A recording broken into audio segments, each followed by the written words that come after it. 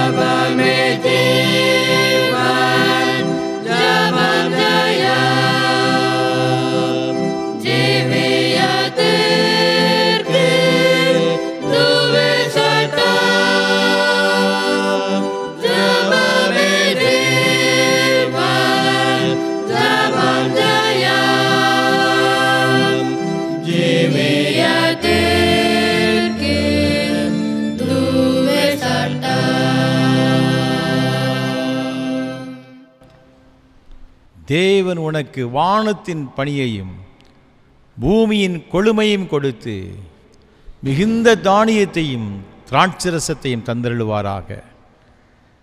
ஜனங்கள் உன்னை சேவிக்கவும் ஜாதிகள் உன்னை வணங்கவும் கடவர்கள். உன் சகோதரருக்கு எஜமானாயிருப்பாய். உன் தாயின் பிள்ளைகள் உன்னை வணங்குவார்கள். மகா பரிசுத்தமும் அன்பும் கிருபைகளும் நிறைந்த பரலோக பிதாவே, இந்த ஆசீர்வாதமான மனமகிழ்ச்சி நாளின் காலை துதி ஆராதனை வேளைக்காக நன்றி செலுத்துகிறோம். ஆண்டவர் மத்தியில் எழுந்தருளி உம்முடைய பிரசன்னத்தால் நிறைத்து இந்த ஆராதனையை எங்கள் ஒவ்வொருவருக்கு ஆசீர்வாதமாக்கி தர வேண்டும் என்று மீட்பர் இயேசு கிறிஸ்துவின் பரிசுத்த நாமத்தில் ஜெபிக்கிறோம் தூய பிதாவே, ஆமென். ஆராதனைக்கு ஆரம்பமாக ஆண்டோடைய பரிசுத்த நாமத்துக்கு மகிமை உண்டாக கீதம் 23 கிறிஸ்தவ கீர்த்தனை 18 பாடுவோம். பாடி துதி மனமே பரனை கொண்டாடி துதி தினமே. கீதம் 23 கிறிஸ்தவ கீர்த்தனை 18 பாடுவோம்.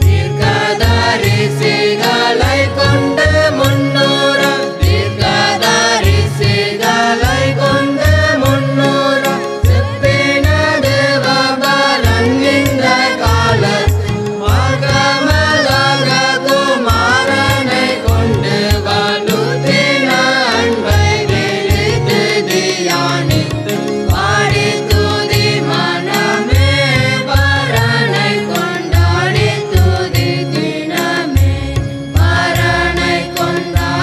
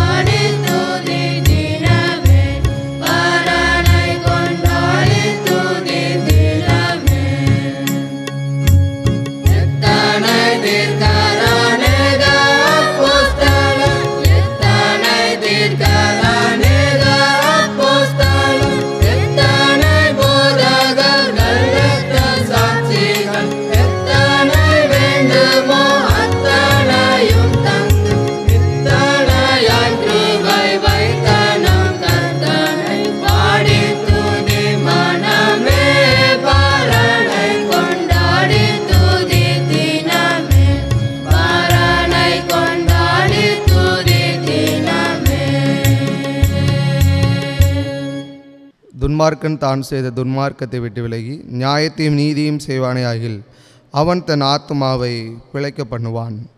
நமக்கு பாவமில்லை என்போமானால் நம்மை நாமே வஞ்சிக்கிறவர்களாயிருப்போம், சத்தியம் நமக்குள் இராது. நம்முடைய பாவங்களை நாம் அறிக்கையிட்டால் பாவங்களை நமக்கு மன்னித்து எல்லா அநியாயத்தையும் நீக்கி நம்மை சுத்திகரிப்பதற்கு கர்த்தர் உண்மையும் நீதியும் உள்ளவராய் இருக்கிறார். பிரியமான சகோதர சகோதரிகளே, நம்முடைய பரமபிதாவாகிய சர்வ வல்லமுள்ள தேவனுடைய அளவிலாத தயவினாலும் இரக்கத்தினாலும் பாவ மன்னிப்பை பெறுவதற்காக நாம் செய்த பலவிதமான பாவங்களையும் அக்கிரமங்களையும் அவர் சந்நிதியில் மாயமாய் மறைத்து கொள்ளாமல் பணிவும் தாழ்மையும் துக்கமும் கீழ்ப்படிதலும் உள்ள இருதயத்தோடு அறிக்கையிட வேத வசனம் பற்பல வாக்கியங்களை நம்மை ஏவுகிறது. நாம் எக்காலத்திலும் தேவனுக்கு முன்பாக நம்முடைய பாவங்களை மனத்தாழ்மையாய் அறிக்கையிட வேண்டுவதுமன்றி அவருடைய திருக்கரங்களினாலே நாம் பெற்றுக்கொண்ட மேன்மையான உபகாரங்களுக்காக சோத்திரம் செலுத்தவும் மிகவும் சிறந்த அவருடைய புகழை பிரஸ்தாபம் பண்ணவும் அவருடைய மகா பரிசுத்த வசனத்தை கேட்கவும் நம்முடைய சரீரத்துக்கும் ஆத்மாவுக்கும் தேவையானவர்களுக்காக வேண்டிக் கொள்ளவும் நாம் கூடி வந்திருக்கிற தருணத்தில் பாவங்களை அறிக்கையிடுவது நமது விசேஷித்த கடமையாக இருக்கிறது. ஆகையால் இங்கே இருக்கிற நீங்கள் யாவரும் சுத்த இருதயத்தோடும் தாழ்ந்த சத்தத்தோடும் பரம கிருபாசனத்தண்டையில் என்னுடனே கூட சேர்ந்து நான் சொல்லுகிற பிரகாரம் சொல்ல உங்களை வேண்டிக் கொள்கிறேன். ஜெபம் பண்ண கடவோம். சர்வ வல்லமை மிகுந்த இரக்கமுள்ள பிதாவே,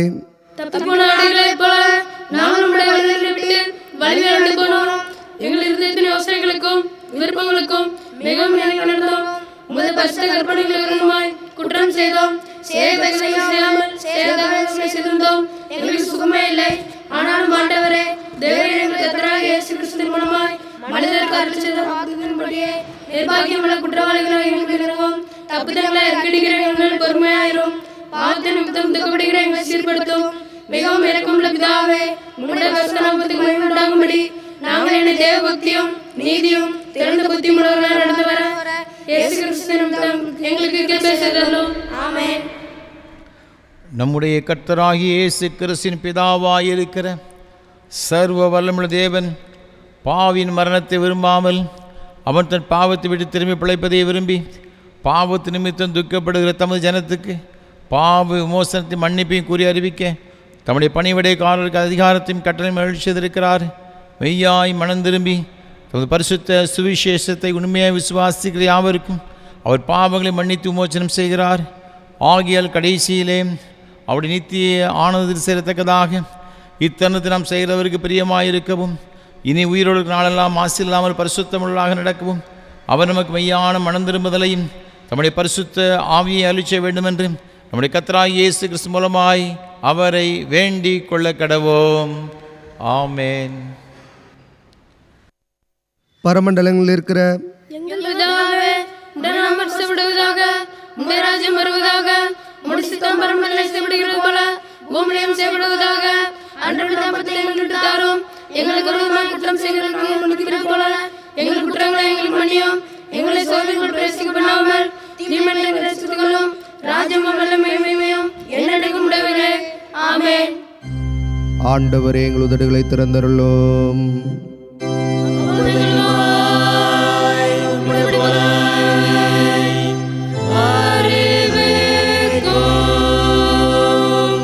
தேவனே, எங்களை ரட்சிக்க விரைவாய் வாரும்.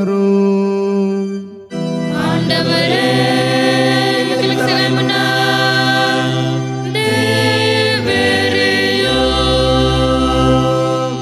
பிதாவுக்கும் குமாரனுக்கும் பரிசுத்தாவிக்கும் மகிமை உண்டாவதாக.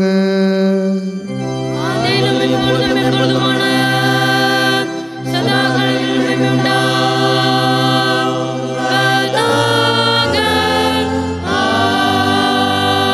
ஆமென். கர்த்தரை துதியுங்கள். கர்த்தருடைய நாமம் துதிக்கப்படுவதாக.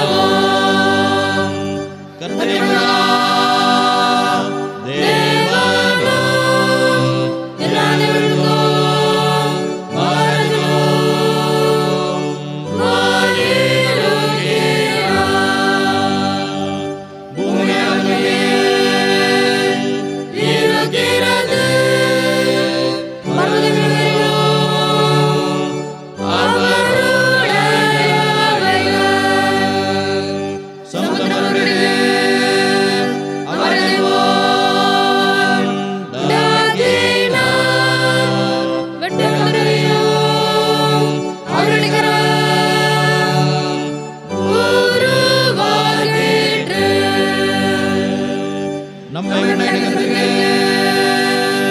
முன்பாக நாம் பணிந்து துணிந்து மலர்பணிக கடவோம் வாருங்க. அவர் நம்முடைய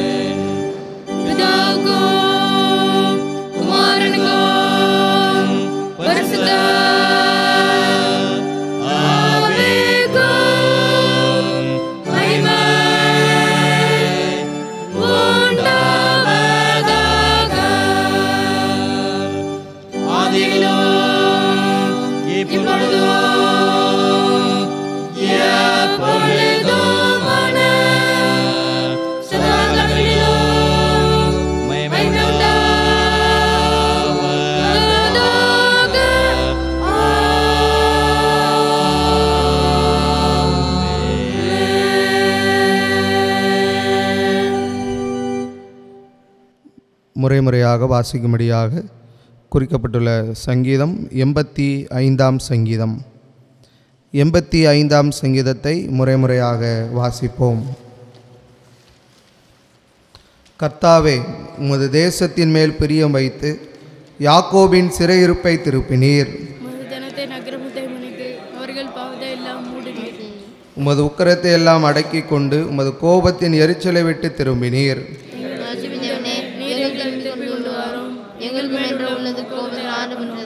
என்றைக்கும் எங்கள் மேல் கோபமாயிருப்பீரோ? தலைமுறை தலைமுறையாகும் அது கோபத்தை நீடித்திருக்க பண்ணுவீரோ?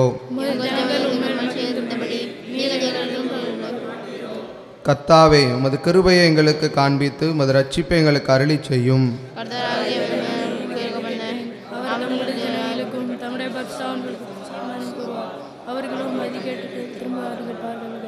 நம்முடைய தேசத்தில் மகிமை வாசமாயிருக்கும்படி அவருடைய ரட்சிப்பு அவருக்கு பயந்தவர்களுக்கு சமீபமாயிருக்கிறது.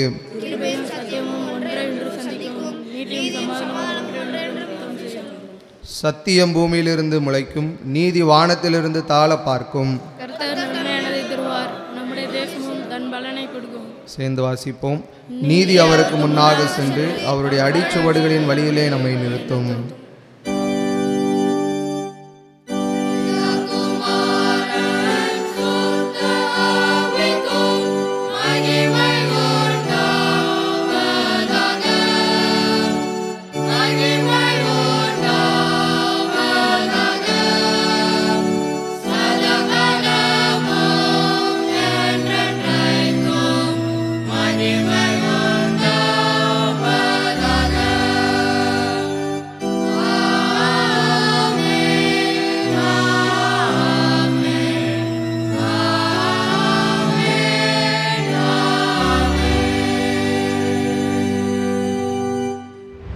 வாசிக்கும்படியாக தெரிந்து கொள்ளப்பட்ட பொதுவான வேத பாடம் யோவான் எழுதின சுவிசேஷம் 4ஆம் அதிகாரம் 28ஆம் வசனம் முதல் 39ஆம் வசனம் முடிய. யோவான் 4ஆம் அதிகாரம் 28ஆம் வசனம் முதல். அப்பொழுது அந்த ஸ்திரீ தன் குடத்தை வைத்துவிட்டு ஊருக்குள்ளே போய் ஜனங்களை நோக்கி, நான் செய்த எல்லாவற்றையும் ஒரு மனுஷன் எனக்கு சொன்னார், அவரை வந்து பாருங்கள், அவர் கிறிஸ்து தானோ என்றாள். அப்பொழுது அவர்கள் ஊரிலிருந்து புறப்பட்டு அவரிடத்தில் வந்தார்கள். இப்படி நடக்கையில் சீஷர்கள் அவரை நோக்கி, ரபி, போஜனம் பண்ணும் என்று வேண்டிக் கொண்டார்கள். அதற்கு அவர், நான் புசிப்பதற்கு நீங்கள் அறியாத ஒரு போஜனம் எனக்கு உண்டு என்றார். அப்பொழுது சீஷர்கள் ஒருவரையொருவர் பார்த்து, யாராவது அவருக்கு போஜனம் கொண்டு வந்திருப்பானோ என்றார்கள். இயேசு அவர்களை நோக்கி, நான் என்னை அனுப்பினவருடைய சித்தத்தின்படி செய்து அவருடைய கிரியையை முடிப்பதே என்னுடைய போஜனமாய் இருக்கிறது. அறுப்பு காலம் வருகிறதற்கு இன்னும் 4 மாதம் செல்லும் என்று நீங்கள் சொல்லுகிறதில்லையா? இதோ வயல் நிலங்கள் இப்பொழுதே அறுப்புக்கு விளைந்திருக்கிறதென்று உங்கள் கண்களை ஏறெடுத்து பாருங்கள் என்று நான் உங்களுக்கு சொல்லுகிறேன். விதைக்கிறவனும் அறுக்கிறவனும் ஆகிய இருவரும் ஒருமித்து சந்தோஷப்படத்தக்கதாக அறுக்கிறவன் கூலியை வாங்கி நித்திய ஜீவனுக்காக பலனை சேர்த்து கொள்ளுகிறான். விதைக்கிறவன் ஒருவன், அறுக்கிறவன் ஒருவன் என்கிற மெய்யான வழக்கச் சொல் இதனாலே விளங்குகிறது. நீங்கள் பிரயாசப்பட்டு பயிரிடாததை அறுக்க நான் உங்களை அனுப்பினேன். மற்றவர்கள் பிரயாசப்பட்டார்கள், அவர்களுடைய பிரயாசத்தின் பலனை நீங்கள் பெற்றீர்கள் என்றார். நான் செய்த எல்லாவற்றையும் எனக்கு சொன்னார் என்று சாட்சி சொன்ன அந்த ஸ்திரீயினுடைய வார்த்தையின் நிமித்தம் அந்த ஊரில் உள்ள சமாரியரில் அநேகர் அவர் மேல் விசுவாசம் உள்ளவர்கள் ஆனார்கள் என்பது வாசிக்கும்படியாக குறிக்கப்பட்ட பொதுவான வேத பாடம் வாசித்தாயிற்று.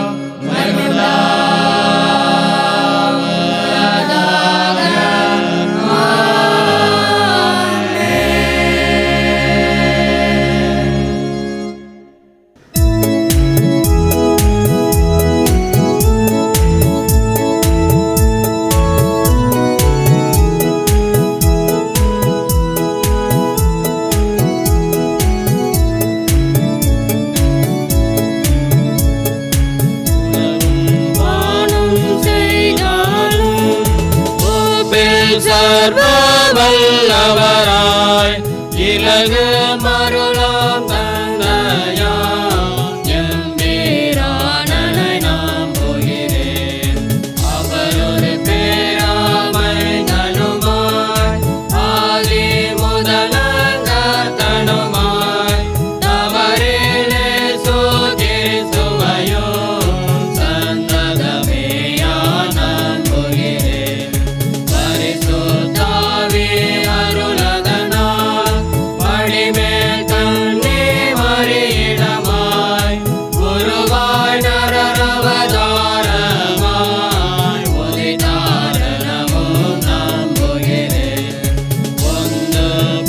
தனிபதினாலே புகழரு பாடுகளை ஏற்று உந்தம் சிலுவை அறையுண்டு உயிர் வேண்டாரென நம்புகிறேன். இறந்தே அடங்கி பாதாளம் இறங்கி மூன்றாம் தினம் அதிலே இறந்தோரிடனின்று உயிரோடு எழுந்தாரெனவும் நம்புகிறேன். சந்தத மோட்சம் எழுந்தருளி சருக வல்ல பரனான எந்தை தன் வல பாரிசமே இருக்கிறாரென நம்புகிறேன். உயிருள்ளோரை மரித்தோரை உத்தம நியாயம் தீர்த்திடவே ஜெயமாய் திரும்ப வருவாரென சிந்தையார நம்புகிறேன். பரிசுத்தாவியை நம்புகிறேன். பரிசுத்தமா பொது சபையும் பரிசுத்தர்களின் ஐக்கியமும் பரிவாயுண்டன நம்புகிறேன். பாவ மன்னிப்புலதனமும் மரித்தோருயிர் தெழுவாரெனவும் ஓவானித்ய ஜீவனுமே உலதனமும் நான் நம்புகிறேன். சுவாமி ஆமே சுவாமி ஆமே சுவாமி ஆமே. கர்த்தரும் உலக இரட்சகருமான இயேசு கிறிஸ்துவின் ஈடு இணையற்ற நாமத்தினாலே இந்த ஆராதனை வழிக்கு வந்திருக்கிற அனைவரையும் கல்லடைக்குறிச்சி சிஎஸ்ஐ கிறிஸ்து ஆலயத்தின் சார்பாக அன்போடு வாழ்த்துகிறோம், வரவேற்கிறோம். ஆண்டவருடைய கிருபையும் ஆசீர்வாதம் உங்களோடு கூட சதா காலங்களிலும் நிலைத்திருப்பதாக. ஒவ்வொரு வாரம் உங்களோடு கூட சேர்ந்து ஏஞ்சல் தொலைக்காட்சி மூலமாக கர்த்தரை ஆராதிப்பதில் மிகுந்த மகிழ்ச்சி அடைகிறேன். கர்த்தரை துதிக்கிறேன். இந்த நல்ல வாய்ப்புகளை நமக்கு ஏற்படுத்தி தருகிற அன்பிற்கும் மரியாதைக்கும் அருமையான ஐயா சாது சுந்தர் செல்வராஜ் ஐயா அவர்களுக்காக கர்த்தரை துதிக்கிறேன், ஸ்தோத்தரிக்கிறேன். நம்ம எல்லாரும் ஆராதனை மூலமாய் பெற்றுக்கொள்கிற மேன்மையான ஆசீர்வாதங்களை பெற்றுக்கொள்ள வேண்டும் என்ற ஒரு பெரிய தரிசனத்தோடு ஐயா அவர் நமக்கு ஏற்படுத்தி கொடுத்திருக்கிறார்கள். கர்த்தர் தாமே ஐயா அவர்களையும் அவர் செய்து கொண்டு வருகிற ஏஞ்சல் தொலைக்காட்சி ஊழியங்கள் மற்றும் இயேசு ஊழியங்களையும் அபரிவிதமாய் ஆசீர்வதிப்பாராக. நம்முடைய தனி ஜெபங்களிலே, குடும்ப ஜெபங்களிலே ஐயா அவர்களுக்காக அவர் செய்து கொண்ட ஊழியங்களுக்காக நாம் ஜெபிப்போம். ஒவ்வொரு வாரமும் இதே ஆராதனை வேளை சிஎஸ்ஐ திருநெல்வேலி டயசிஸ் என்ற யூடியூப் சேனலும் ஒளிபரப்பு செய்கிறோம். நீங்கள் பார்த்து மகிழுங்கள், மற்றவர்களுக்கு அறிமுகப்படுத்துங்கள். இந்த ஆராதனை வேளை மிகுந்த ஜெபத்தோடும் அதிக பிரயாசத்தோடு நாங்கள் வழங்கி கொண்டு வருகிறோம். ஒரு ஜெபங்கள் அதிகமாக எங்களுக்கு தேவை. எனக்காக என்னோடு கூட இந்த ஊழியத்தில் பங்கெடுத்து கொண்டிருக்கிற ஒவ்வொரு கர்த்தருடைய பிள்ளைகளுக்கு விசேஷமாக ஜெபிக்க அன்போடு நான் கேட்டுக்கொள்கிறேன். இந்த ஆராதனை வேளை ஒளிப்பதிவு செய்வதற்கு ஏராளமான தேவைகள் உண்டு. கர்த்தர் உங்கள் உள்ளத்தை வந்து சொன்னார், நீங்கள் மனமுவந்து தாராளமாக உதவி செய்ய வரலாம். நிச்சயமாக அதனுடைய வரலை பெற்றுக்கொள்வீர்கள் என்பது சந்தேகம் கிடையாது. இந்த நாளிலும் கூட இந்த ஆராதனை வேளையை ஒளிப்பதிவு செய்வதற்கு கடலூரை சார்ந்த அருமையான ஒரு குடும்பத்தினர் திரு ஜோசப் ஸ்டான்லி, திருமதி சாந்தி மெட்டில்டா, இந்த அருமையான குடும்பத்தில் நமக்கு உதவி செய்திருக்கிறார்கள். கடந்த வாரத்திலே தன்னுடைய 32வது திருமண ஆண்டை காணும்படியாக தேவன் கிருபை செய்திருக்கிறார். அவருடைய இந்த புதிய இந்த திருமண ஆண்டு எல்லா விதமான நன்மையினாலும் கிருபையினாலும் நிரப்பப்பட்ட ஒரு ஆண்டை காணப்பட ஆண்டு அனுகிரகம் செய்வாராக. கர்த்தர் தமது ஜனத்திற்கு பலன் கொடுப்பார். கர்த்தர் தமது ஜனத்திற்கு சமாதானம் அருளி அவர்களை ஆசீர்வதிப்பார் என்ற வார்த்தையின்படி கர்த்தர் இந்த அருமையான தம்பதிகளுக்கு நல்ல சுகத்தையும் பலனையும் சமாதானத்தையும் ஆசீர்வாதங்களையும் கொடுத்து ஆண்டவர் தாமே வழிநடத்துவாராக. தேவனுக்கு கொடுத்த அருமையான 2 பிள்ளைகளுக்காக ஆண்டு துதிக்கிறேன், ஸ்தோத்திரிக்கிறேன். அருமையான மூத்த மகன் டாக்டர் சந்தோஷ் ஜெஃபர்சன் அவர்களுக்காக, அடுத்த மகன் சந்தீப் ஜெரிசனுக்காக ஆண்டவர் துதிக்கிறேன். கர்த்தர் தாமே இந்த அருமையான பிள்ளைகளுடைய எல்லா விதமான எதிர்கால வாழ்க்கையும் பொறுப்படுத்தி ஏற்ற காலத்திலே ஏற்ற நன்மையை கொடுக்கிற ஆண்டவர் இந்த பிள்ளைகளுடைய வாழ்க்கையின் எல்லா தேவைகளையும் சம்பூர்ணமாய் கொடுத்து ஆண்டவர் ஆசீர்வதிப்பாராக. உன் கையில் பிரயாசத்தினை சாப்பிடுவாய், உனக்கு பாக்கியம் நன்மை உண்டாயிருக்கும். உன் மனைவி உன் வீட்டவர்கள் கனிதரும் திராட்சை கொடியை போல் இருப்பாள். உன் பிள்ளைகளும் பந்தி சுற்றிலும் ஒலிவுமர கன்றுகளைப் போல் இருப்பார்கள் என்ற வார்த்தையின்படி இந்த குடும்பத்தின் பிள்ளைகளை அவ்வாறு ஆசீர்வதித்து ஆண்டவர் வழிநடத்துவாராக. இந்த ஆராதனை வேளையை துதி ஆராதனையாக நாம் ஆசரிக்க இருக்கின்றோம்.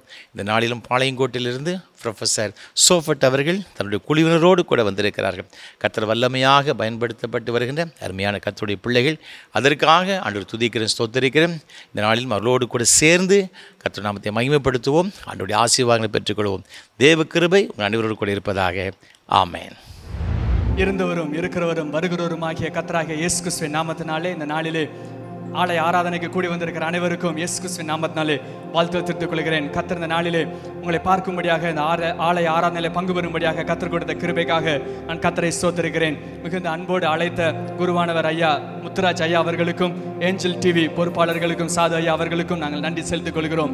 இருக்கிற இடங்களே ஒரு நிமிடம் நான் கண்களை மூடி கர்த்தராகிய இயேசு கிறிஸ்துவை நான் நோக்கி பார்ப்போம். ஆண்டவர் இந்த புதிய மாதத்திலும் இந்த புதிய ஆண்டிலும் ஆண்டவர் புதிய கிருபைகளினாலே, புதிய வல்லமையினாலே, புதிய பலத்தினாலே தம்முடைய புதிய அதிசயமான காரியங்களை செய்யும்படியாக இருக்கிற இடங்களிலே கண்களை மூடி ஆண்டவரை பார்த்து சொல்லும், ஆண்டவரே, I want a visitation today. இந்த நாளிலே உம்மோடு எனக்கு உண்டாக்க வேண்டிய ஒரு தரிசனம் எனக்கு தேவை. உம்மோடு பேச வேண்டிய வார்த்தை எனக்கு தேவை. நீர் எனக்கு கொடுக்கிற வார்த்தை எனக்கு தேவை. Lord, I want your word today. I want your power today. இந்த நாளிலே நீர் எனக்கு நிர்ணயம் பண்ணி வைத்திருக்கிற காரியங்கள் எனக்கு வேண்டும். ஒரு நிமிடம் ஆண்டவரை பார்த்து கேட்போமா? ஆண்டவரே, என்னை நிரப்பும் ஆண்டவரே. என்னுடைய இருதயத்தை இந்த நேரத்திலே சிந்தனைகளையும் இருதயங்களையும் உம்மை நோக்கி நாங்கள் பார்க்கும்படியாக திருப்பும் ஆண்டவரே. ஆண்டவரை பார்த்து தூய ஆவியே, அன்பினாவியே, துணையாளரே, தேற்றும் தெய்வமே, ஊற்று தண்ணீரே, உள்ளமேங்குதையா, பார வேண்டும். வல்லவரே, நல்லவரே,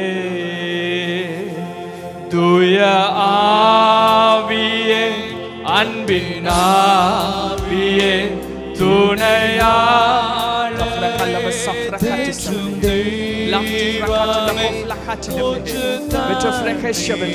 இந்த நாளிலே உம்முடைய மகிமை, உம்முடைய பிரசன்னம், உம்முடைய கிருபை எங்கள் மத்தியிலே வர வேண்டும். வல்லவரே, நல்லவர். இருதயத்தை உயர்த்தி ஆண்டவரை பார்த்து, ஆண்டவரே, எங்கள் மத்தியிலே உம்முடைய பிரசன்னத்தை போட்டு உம்முடைய கிருபைகளை எங்களுக்கு தந்து அளவில்லாத வல்லமையினாலும் மகிமையினாலும் இந்த நாளில் நிரப்பும்படியாக இப்போ வர வேண்டும். வல்லவரே, நல்லவரே. ஹல்லேலூயா. எங்கள் மத்தியில் வந்திருப்பதற்காக நன்றி செலுத்துகிறோம். எங்களுடைய துதிகளை ஏற்கும்படியாக எங்கள் மத்தியில் எழுந்திருள் இருக்கிற தெய்வமே நாங்கள் சோதரிக்கிறோம். அந்த இயேசு கிறிஸ்து மூலம் ஜெபிக்கிறோம் நல்ல பிதாவே, ஆமென். நல்ல கரங்களை தட்டி நாம் ஆண்டவரை சோதரித்து பாடல்களை பாட போகிறோம். ஆண்டவர் புதிய ஆண்டுக்குள்ளாக நடத்தி இருக்கிறார். ஹல்லேலூயா. புதிய கிருபைகளையும் வல்லமைகளையும் மகிமைகளையும் ஆண்டவர் நாளை தரப்போகிறார். நல்ல சந்தோஷமாய் புதிய ஆண்டுக்குள்ளாக வழி நடத்தின தேவனை நன்றி செலுத்தி, நன்றி பலிகள் செலுத்தி நாம் ஆண்டவரை சோதரிக்க போகிறோம். என்னோடு சேர்ந்து கரங்களை தட்டி உற்சாகமாய் பாடும்படியாக அழைக்கிறேன். ஹல்லேலூயா. நன்றி பலிகள் செலுத்திய நாங்கள் ஆலயம் கூடி வந்தோம். 1 2 3 4 நல்ல கரங்களை தட்டி உற்சாகமாய் நன்றி பலிகள்.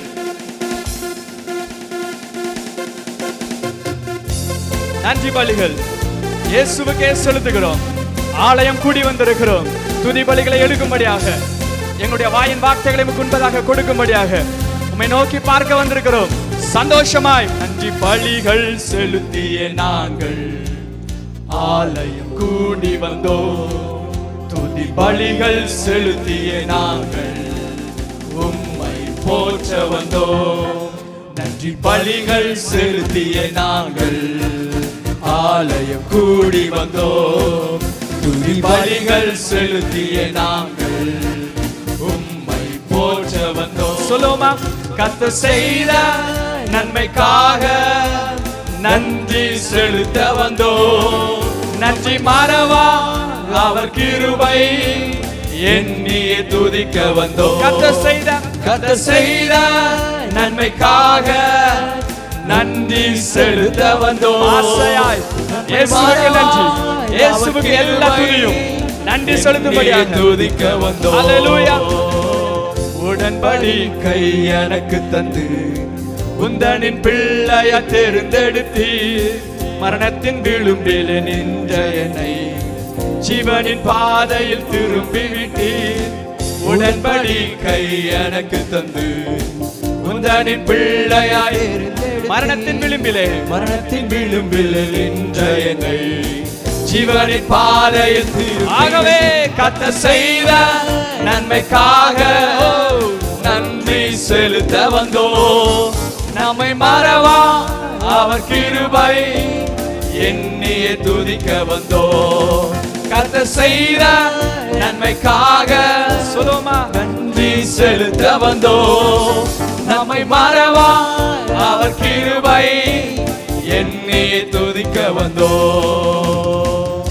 பாதைகள் சூழ்ந்த பொழுது செட்டைகளாலே நம்மை மறைத்தார். அவருடைய கரம் நம்மோடு இருக்கிறது. ஆண்டவர் அவருடைய தூதர்களை அனுப்பி நம்மை பாதுகாக்கிறவர். எவ்வளவு நல்ல ஆண்டவர். உங்களுக்காக பிரத்யேகமாக ஆண்டவர் தூதர்களை வைத்திருக்கிறார். அவருடைய வேலை இல்லைன்னா உங்களை மட்டும் பார்க்கிறது. அவர் பாதுகாக்கிறவர், உங்களோடு இருப்பவர். சந்தோஷமாய் சொல்லுமா. பாதைகள் என்னை சூழ்ந்த போது செட்டைகளாலே என்னை மறைத்தீர். பாதைகள் எல்லாம் காக்கும்படி தூதர்கள் அனுப்பி உதவி செய்தி. சொல்லுங்களேன். பாதைகள் என்னை சூழ்ந்த போது செட்டைகளாலே என்னை மறைத்தீர். பாதைகள் எல்லாம் காக்கும்படி தூதர்கள் அனுப்பி உதவி செய்தி. கர்த்தர் செய்த நன்மைக்காக நன்றி செலுத்த வந்தோ. நம்மை மறவா அவர் கிருபை எண்ணியே துதிக்க வந்தோ. கர்த்தர் செய்த நன்மைக்காக நன்றி செலுத்த வந்தோ. நம்மை மறவா அவர் கிருபை எண்ணியே துதிக்க வந்தோ. பள்ளிகள் செலுத்தியே நாங்கள் ஆலயம் கூடி வந்தோ. துதி பலிகள் செலுத்தியே நாங்கள் உம்மை போற்ற வந்தோம். நன்றி பலிகள் செலுத்தியே நாங்கள் ஆலயம் கூடி வந்தோம். துதி பலிகள் செலுத்தியே நாங்கள் உம்மை போற்ற வந்தோம். நல்ல கரங்களை தட்டி ஆண்டவருக்கு நன்றி செலுத்துவோம். புதிய ஆண்டுக்குள்ளாக வழி நடத்தியிருக்கிறார். அவருடைய கிருபைகள் என்றும் மாறாததாய் போதுமானதாய் இருக்கிறது. ஹல்லேலூயா, ஹல்லேலூயா, ஹல்லேலூயா. இயேசுவுடைய மிகப்பெரிய ஒரு அழகான காரியம் என்னவென்றால், நான் உங்களை பார்த்துட்டு போகிறேன் எப்பொழுதும் சொல்ல மாட்டார், உங்களோடு இருந்து கொண்டிருக்கிறேன். ஹல்லேலூயா.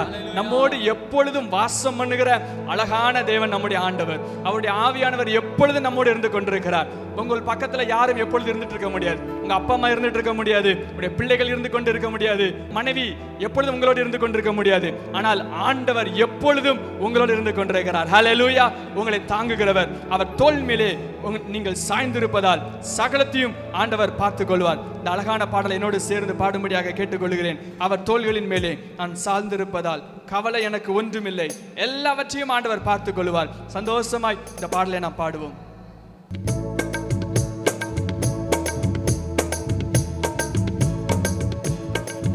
அவர் தோள்களின் மேலே சார்ந்திருப்பதால் கவலை ஒன்றும் எனக்கில்லையே. தேவைகள் எல்லாம் பார்த்துக் கொள்வதால் அவருக்குள்ளே மகிழ்ந்திருப்பேனே. சொல்லுமா. அவர் தோள்களின் மேலே நான் சாய்ந்திருப்பதால் கவலை ஒன்றும் எனக்கில்லையே. தேவைகள் எல்லாம் பார்த்துக் கொள்வதால் நான் அவருக்குள்ளே மகிழ்ந்திருப்பேனே. அவர் வார்த்தையின் மேலே சார்ந்திருப்பதால் கவலை ஒன்றும் எனக்கில்லையே. என் தேவைகள் எல்லாம் அவர் பார்த்துக் கொள்வதால் நான் கர்த்தருக்குள் மகிழ்ந்திருப்பேனே. யெகோவா ஈரே எங்கள் தேவன், தேவைகள் யாவும் சந்திப்பீரே. யெகோவா ரஃபா எங்கள் தேவன், என்னாலும் சுகம் தருவீரே. யெகோவா ஈரே எங்கள் தேவன், தேவைகள் யாவும் சந்திப்பீரே. யெகோவா ரஃபா எங்கள் தேவன், என்னாலும் சுகம் தருவீரே. மரண இருளின் பள்ளத்தாக்கில் நடக்க நேர்ந்தாலும் அப்பா என்னோடு இருப்பதாலே பயப்பட மாட்டேன். மரண இருளின் பள்ளத்தாக்கில் நடக்க நேர்ந்தாலும் அப்பா என்னோடு இருப்பதாலே பயப்பட மாட்டேன். எனக்கு விரோதமாய் ஆயிரங்களும் 10,000 எழுந்தாலும் அஞ்சிட மாட்டேன். எனக்கு விரோதமாய் ஆயிரங்களும் 10,000 எழுந்தாலும் அஞ்சிட மாட்டேன். யெகோவா ஈரே எங்கள் தேவன், தேவைகள் யாவும் சந்திப்பீரே. யெகோவா ராஃபா எங்கள் தேவன், என்னாலும் சுகம் தருவீரே. சொல்லுவா யெகோவா ஈரே எங்கள் தேவன், தேவைகள் யாவும் சந்திப்பீரே. யெகோவா ராஃபா எங்கள் தேவன், என்னாலும் சுகம் தருவீரே. நெருக்கத்திலே கர்த்தரை நோக்கி கூப்பிட்டேன், என்னை விசாலத்தில் கொண்டு வந்து மீட்டுக் கொண்டார். உங்கள் பட்சத்தில் கர்த்தர் இருக்கிறார், ஆகவே நீங்கள் அசைக்கப்படுவதில்லை, ஒருபோதும் அசைக்கப்படுவதில்லை. இயேசு உங்களோடு இருக்கிறார். நல்ல கரங்களை தட்டி உற்சாகமாய்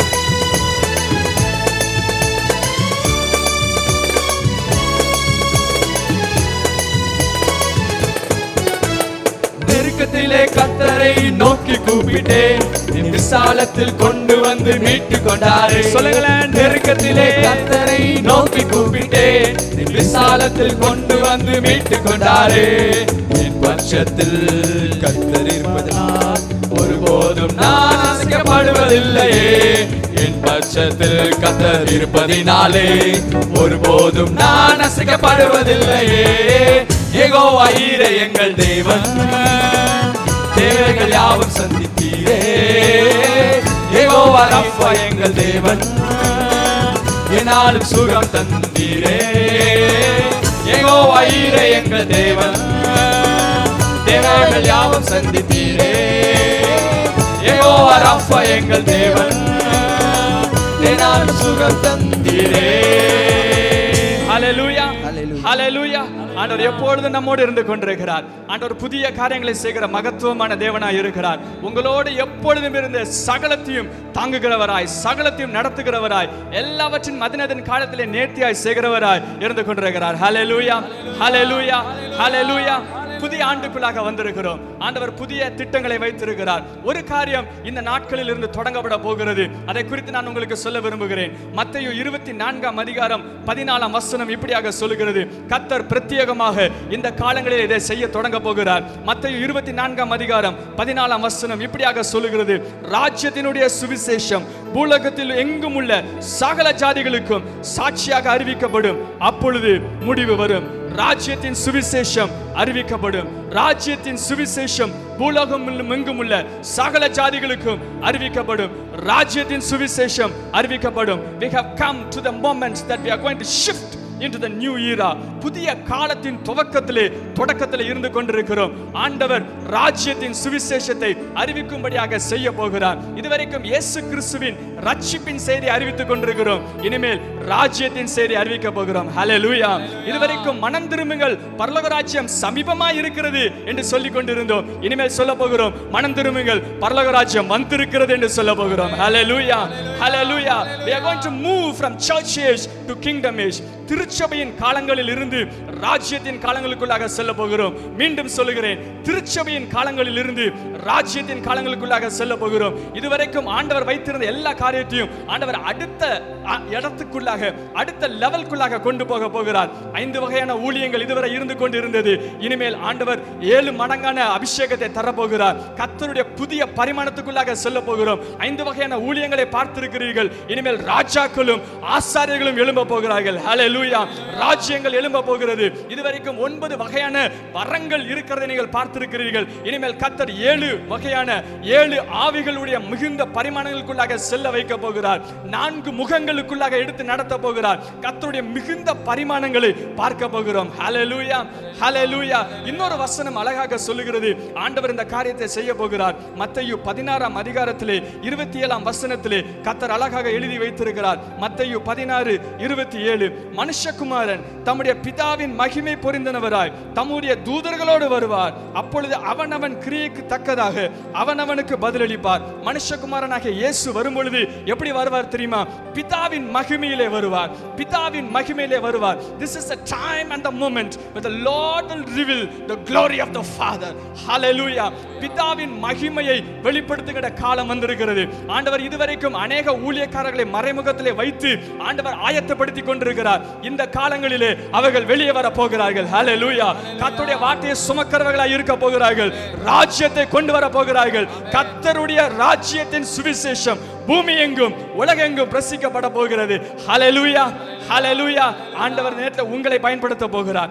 உங்களை ஆண்டவர் மகிமையினால் இந்த ஆண்டிலே நிரப்ப போகிறார். ஒரு வசனத்தை நான் வாசிக்க விரும்புகிறேன். ஏசாயா 60ஆம் அதிகாரத்திலே ஆண்டவர் இப்படியாக சொல்கிறார். 2ஆம் வசனம், இதோ இருள் பூமியையும் காரிருள் ஜனங்களையும் மூடும், ஆனால் உன்மேல் கர்த்தர் உதிப்பார். எல்லாரும் சொல்லுங்க, என்மேல் கர்த்தர் உதிப்பார். ஹல்லேலூயா. என்மேல் கர்த்தர் உதிப்பார். அவருடைய மகிமை என்மேல் காணப்படும். கரங்களை தலைமையில வச்சு சொல்லுங்க, அவருடைய மகிமை என்மேல் காணப்படும். வெளியே இருள் இருந்தாலும் சரி, வெளியே என்ன நடந்தாலும் சரி, சூரியனுடைய வெளிச்சத்தின் கீழே இருக்கிறவர்கள் கீழே மாண்டு போவார்கள். ஆனால் கர்த்தருடைய வெளிச்சத்தில் இருக்கிறவர்கள் மகிமையாய், ராஜாக்களாய், ஆசாரியர்களாய், கர்த்தருக்கு முன்பதாக வெளிச்சமாய் இருப்பார்கள். ஹல்லேலூயா, ஹல்லேலூயா. இந்த ஆண்டிலே செய்ய போகிறார். இந்த ஆண்டிலே ஆண்டவர்களை பயன்படுத்த போகிறார். அவருடைய மகிமை வெளிப்பட போகிறது. பிதாவினுடைய மகிமை வெளிப்பட போகிறது. என்ன நடக்குமா? 3ஆம் வசனத்திலே, உன் வெளிச்சத்தினிடத்துக்கு ஜாதிகளும் உதிக்கிற உன் ஒளியினிடத்துக்கு ராஜாக்களும் வருவார்கள். சுற்றிலும் உன் கண்களை ஏறெடுத்து பார், எல்லாரும் கூடி வருவார்கள். உதிக்கிற உன் வெளிச்சத்தினிடத்துக்கு கர்த்தர் வருகிறார். கர்த்தர் வருகிறார். ஹல்லேலூயா, ஹல்லேலூயா. மகிமை வருகிறது, மகிமை வருகிறது. அப்படியே இருக்கிற இடத்துல கண்களை மூடி கரங்களை வானத்துக்கு நேரே உயர்த்தி இந்த அழகான புதிய ஆண்டுக்குள்ளாக அடியெடுத்து வைத்திருக்கிற உங்களை பார்த்து கர்த்தர் சொல்லுகிறார், உன்மேல் என்னுடைய மகிமை உதிக்கும் என்று சொல்லுகிறார். உன்மேல் என் மகிமை உதிக்கும் என்று சொல்லுகிறார். உன்னுடைய வெளிச்சத்தினிடத்துக்கு ராஜாக்கள் வருவார்கள் என்று சொல்லுகிறார். புதிய ஒரு கிருபைக்குள்ளாக, புதிய மகிமையான கிருபையின் காலத்துக்குள்ளாக அடியெடுத்து வைக்க போகிறோம். அப்படியே கண்களை மூடி ஆண்டவரை பார்த்து, ஆண்டவரே என்னை நினைத்தருளும் ஆண்டவரே, என்னை நிரப்பும் ஆண்டவரே, உம்முடைய மகிமையினால் என்னை நிரப்பும் ஆண்டவரே என்று சொல்ல போகிறோம். ஹல்லேலூயா, ஹல்லேலூயா. உம்முடைய மகிமையை மூடுவதாக, உம்முடைய வல்லமையை மூடுவதாக. லஃபிட்டஹ லஃபியஸடோர்ஹே லமுட்டஃப்ரன் கட்டுன ஹஸ்தே ஜிபல் லஃப்ரன் கட்டின சகதே துஃபில் கிராம்போ ஷமுன ஹஃப்ரஹோ மஹதிஃப்ர ஹந்திஸஹ. கர்த்தருடைய வல்லமையும் மகிமையும் இந்த நேரத்தில் இப்பொழுதே மூடுவதாக, மூடுவதாக, மூடுவதாக. வல்லமை நிரப்புவதாக, இதயத்தை நிரப்புவதாக, புதிய அபிஷேகத்தினால் மூடுவதாக. கரங்களை உயர்த்தி உயிர்த்தெழுந்த ஆண்டவரை பார்த்து, என்னை நிரப்புமே,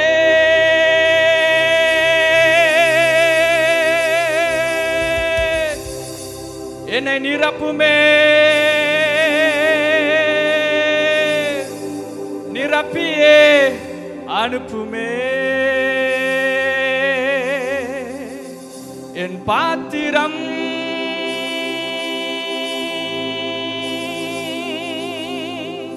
நிரம்பி வழிந்திட உமாவியை ஊற்றுமே. அக்கினி நாவுகள் தாருமே, அதிகார நாவுகள் தாருமே.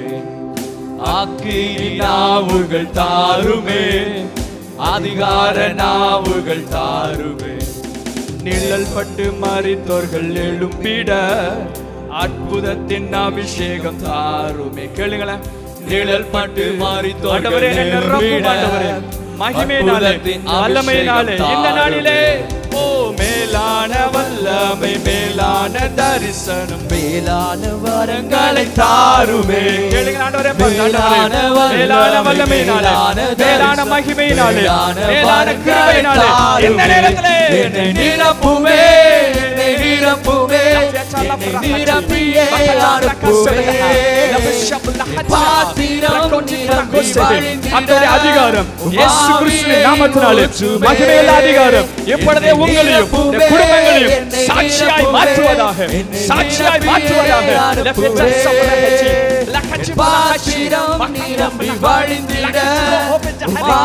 இயேசுவின் நாமத்தினாலே, இயேசுவின் நாமத்தினாலே, இயேசுவின் நாமத்தினாலே, இயேசுவின் நாமத்தினாலே கர்த்தருடைய ரகசியங்கள் வெளிப்படுத்தப்படுவதாக, மகிமை வெளிப்படுத்தப்படுவதாக.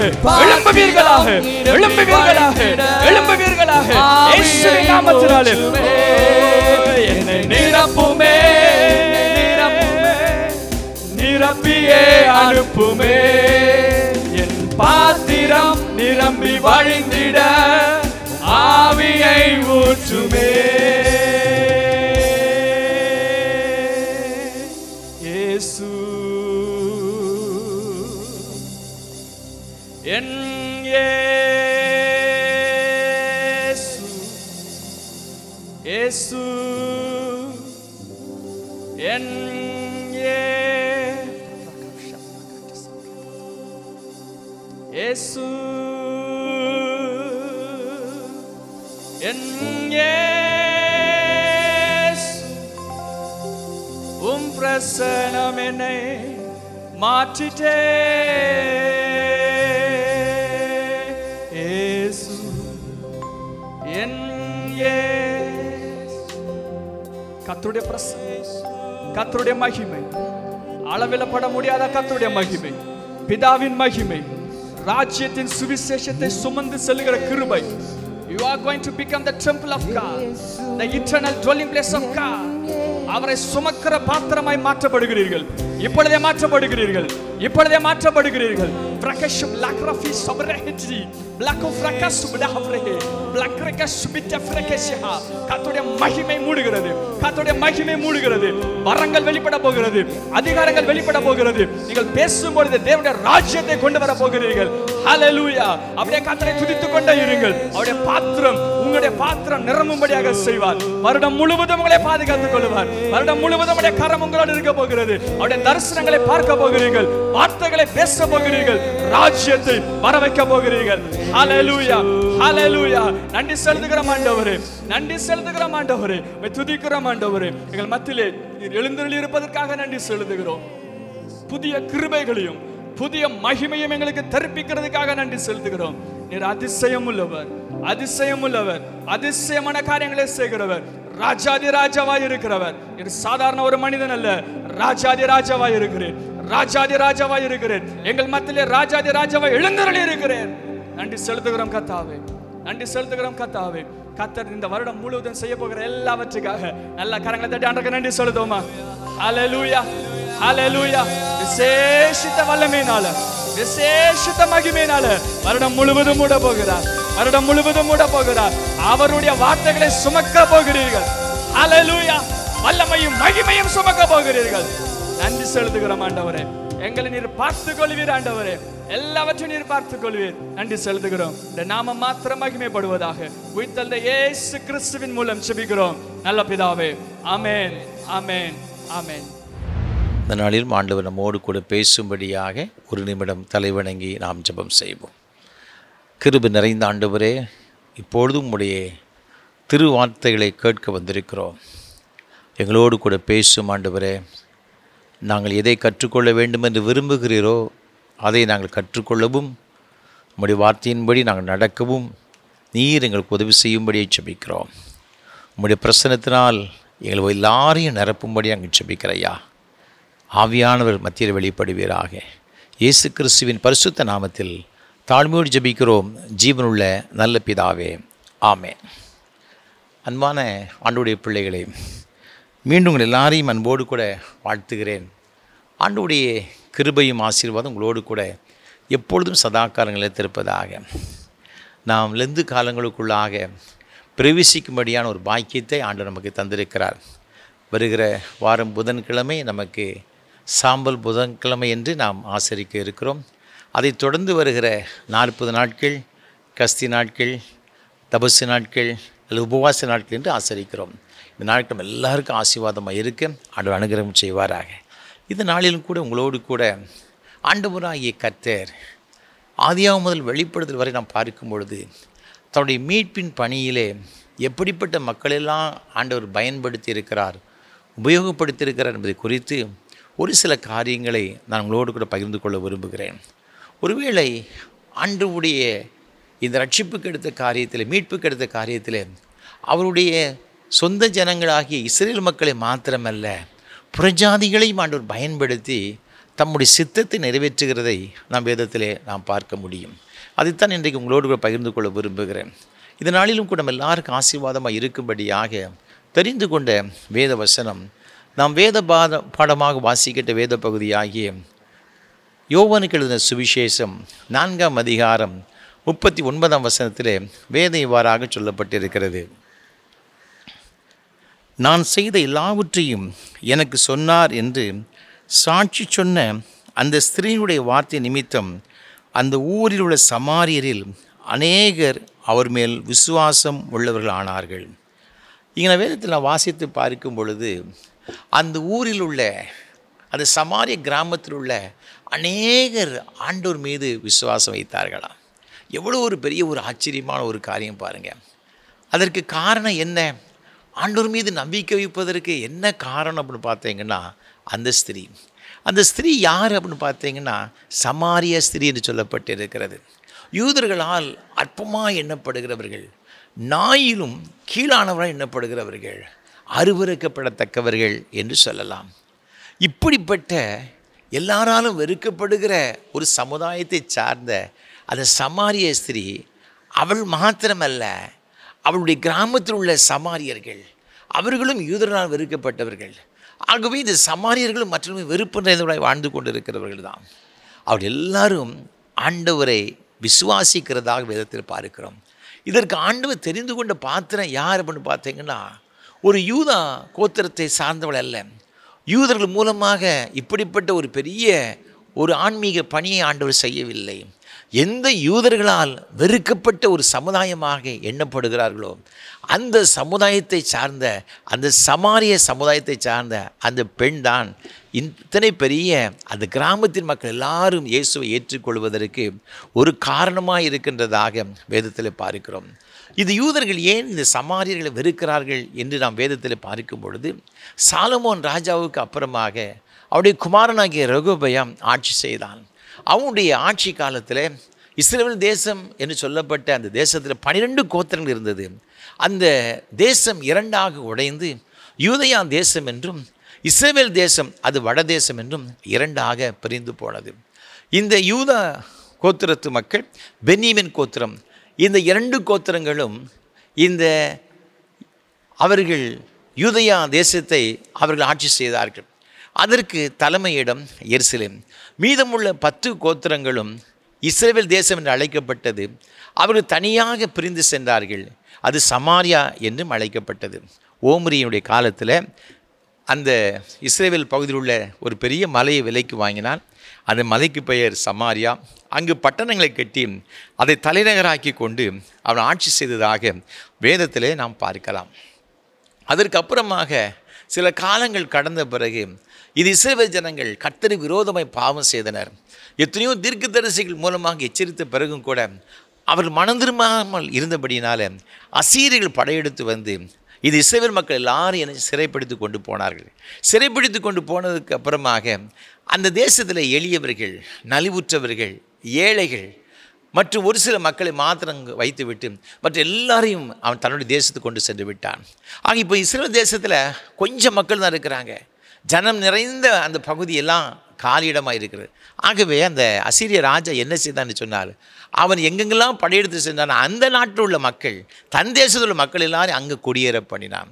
இப்போது அங்கே இஸ்ரேல் மக்களை சார்ந்த யூதேயா ஆண்டவருடைய ஜனங்கள் அங்கே இருக்கிறாங்க கொஞ்சம் பேர். அது மாத்திரமல்ல, பிற தேசத்து மக்கள் அங்கே இருக்கிறாங்க. காலப்போக்கில் இவங்க எல்லாரும் ஒன்றோட ஒன்று மிக்ஸ் ஆகிட்டாங்க.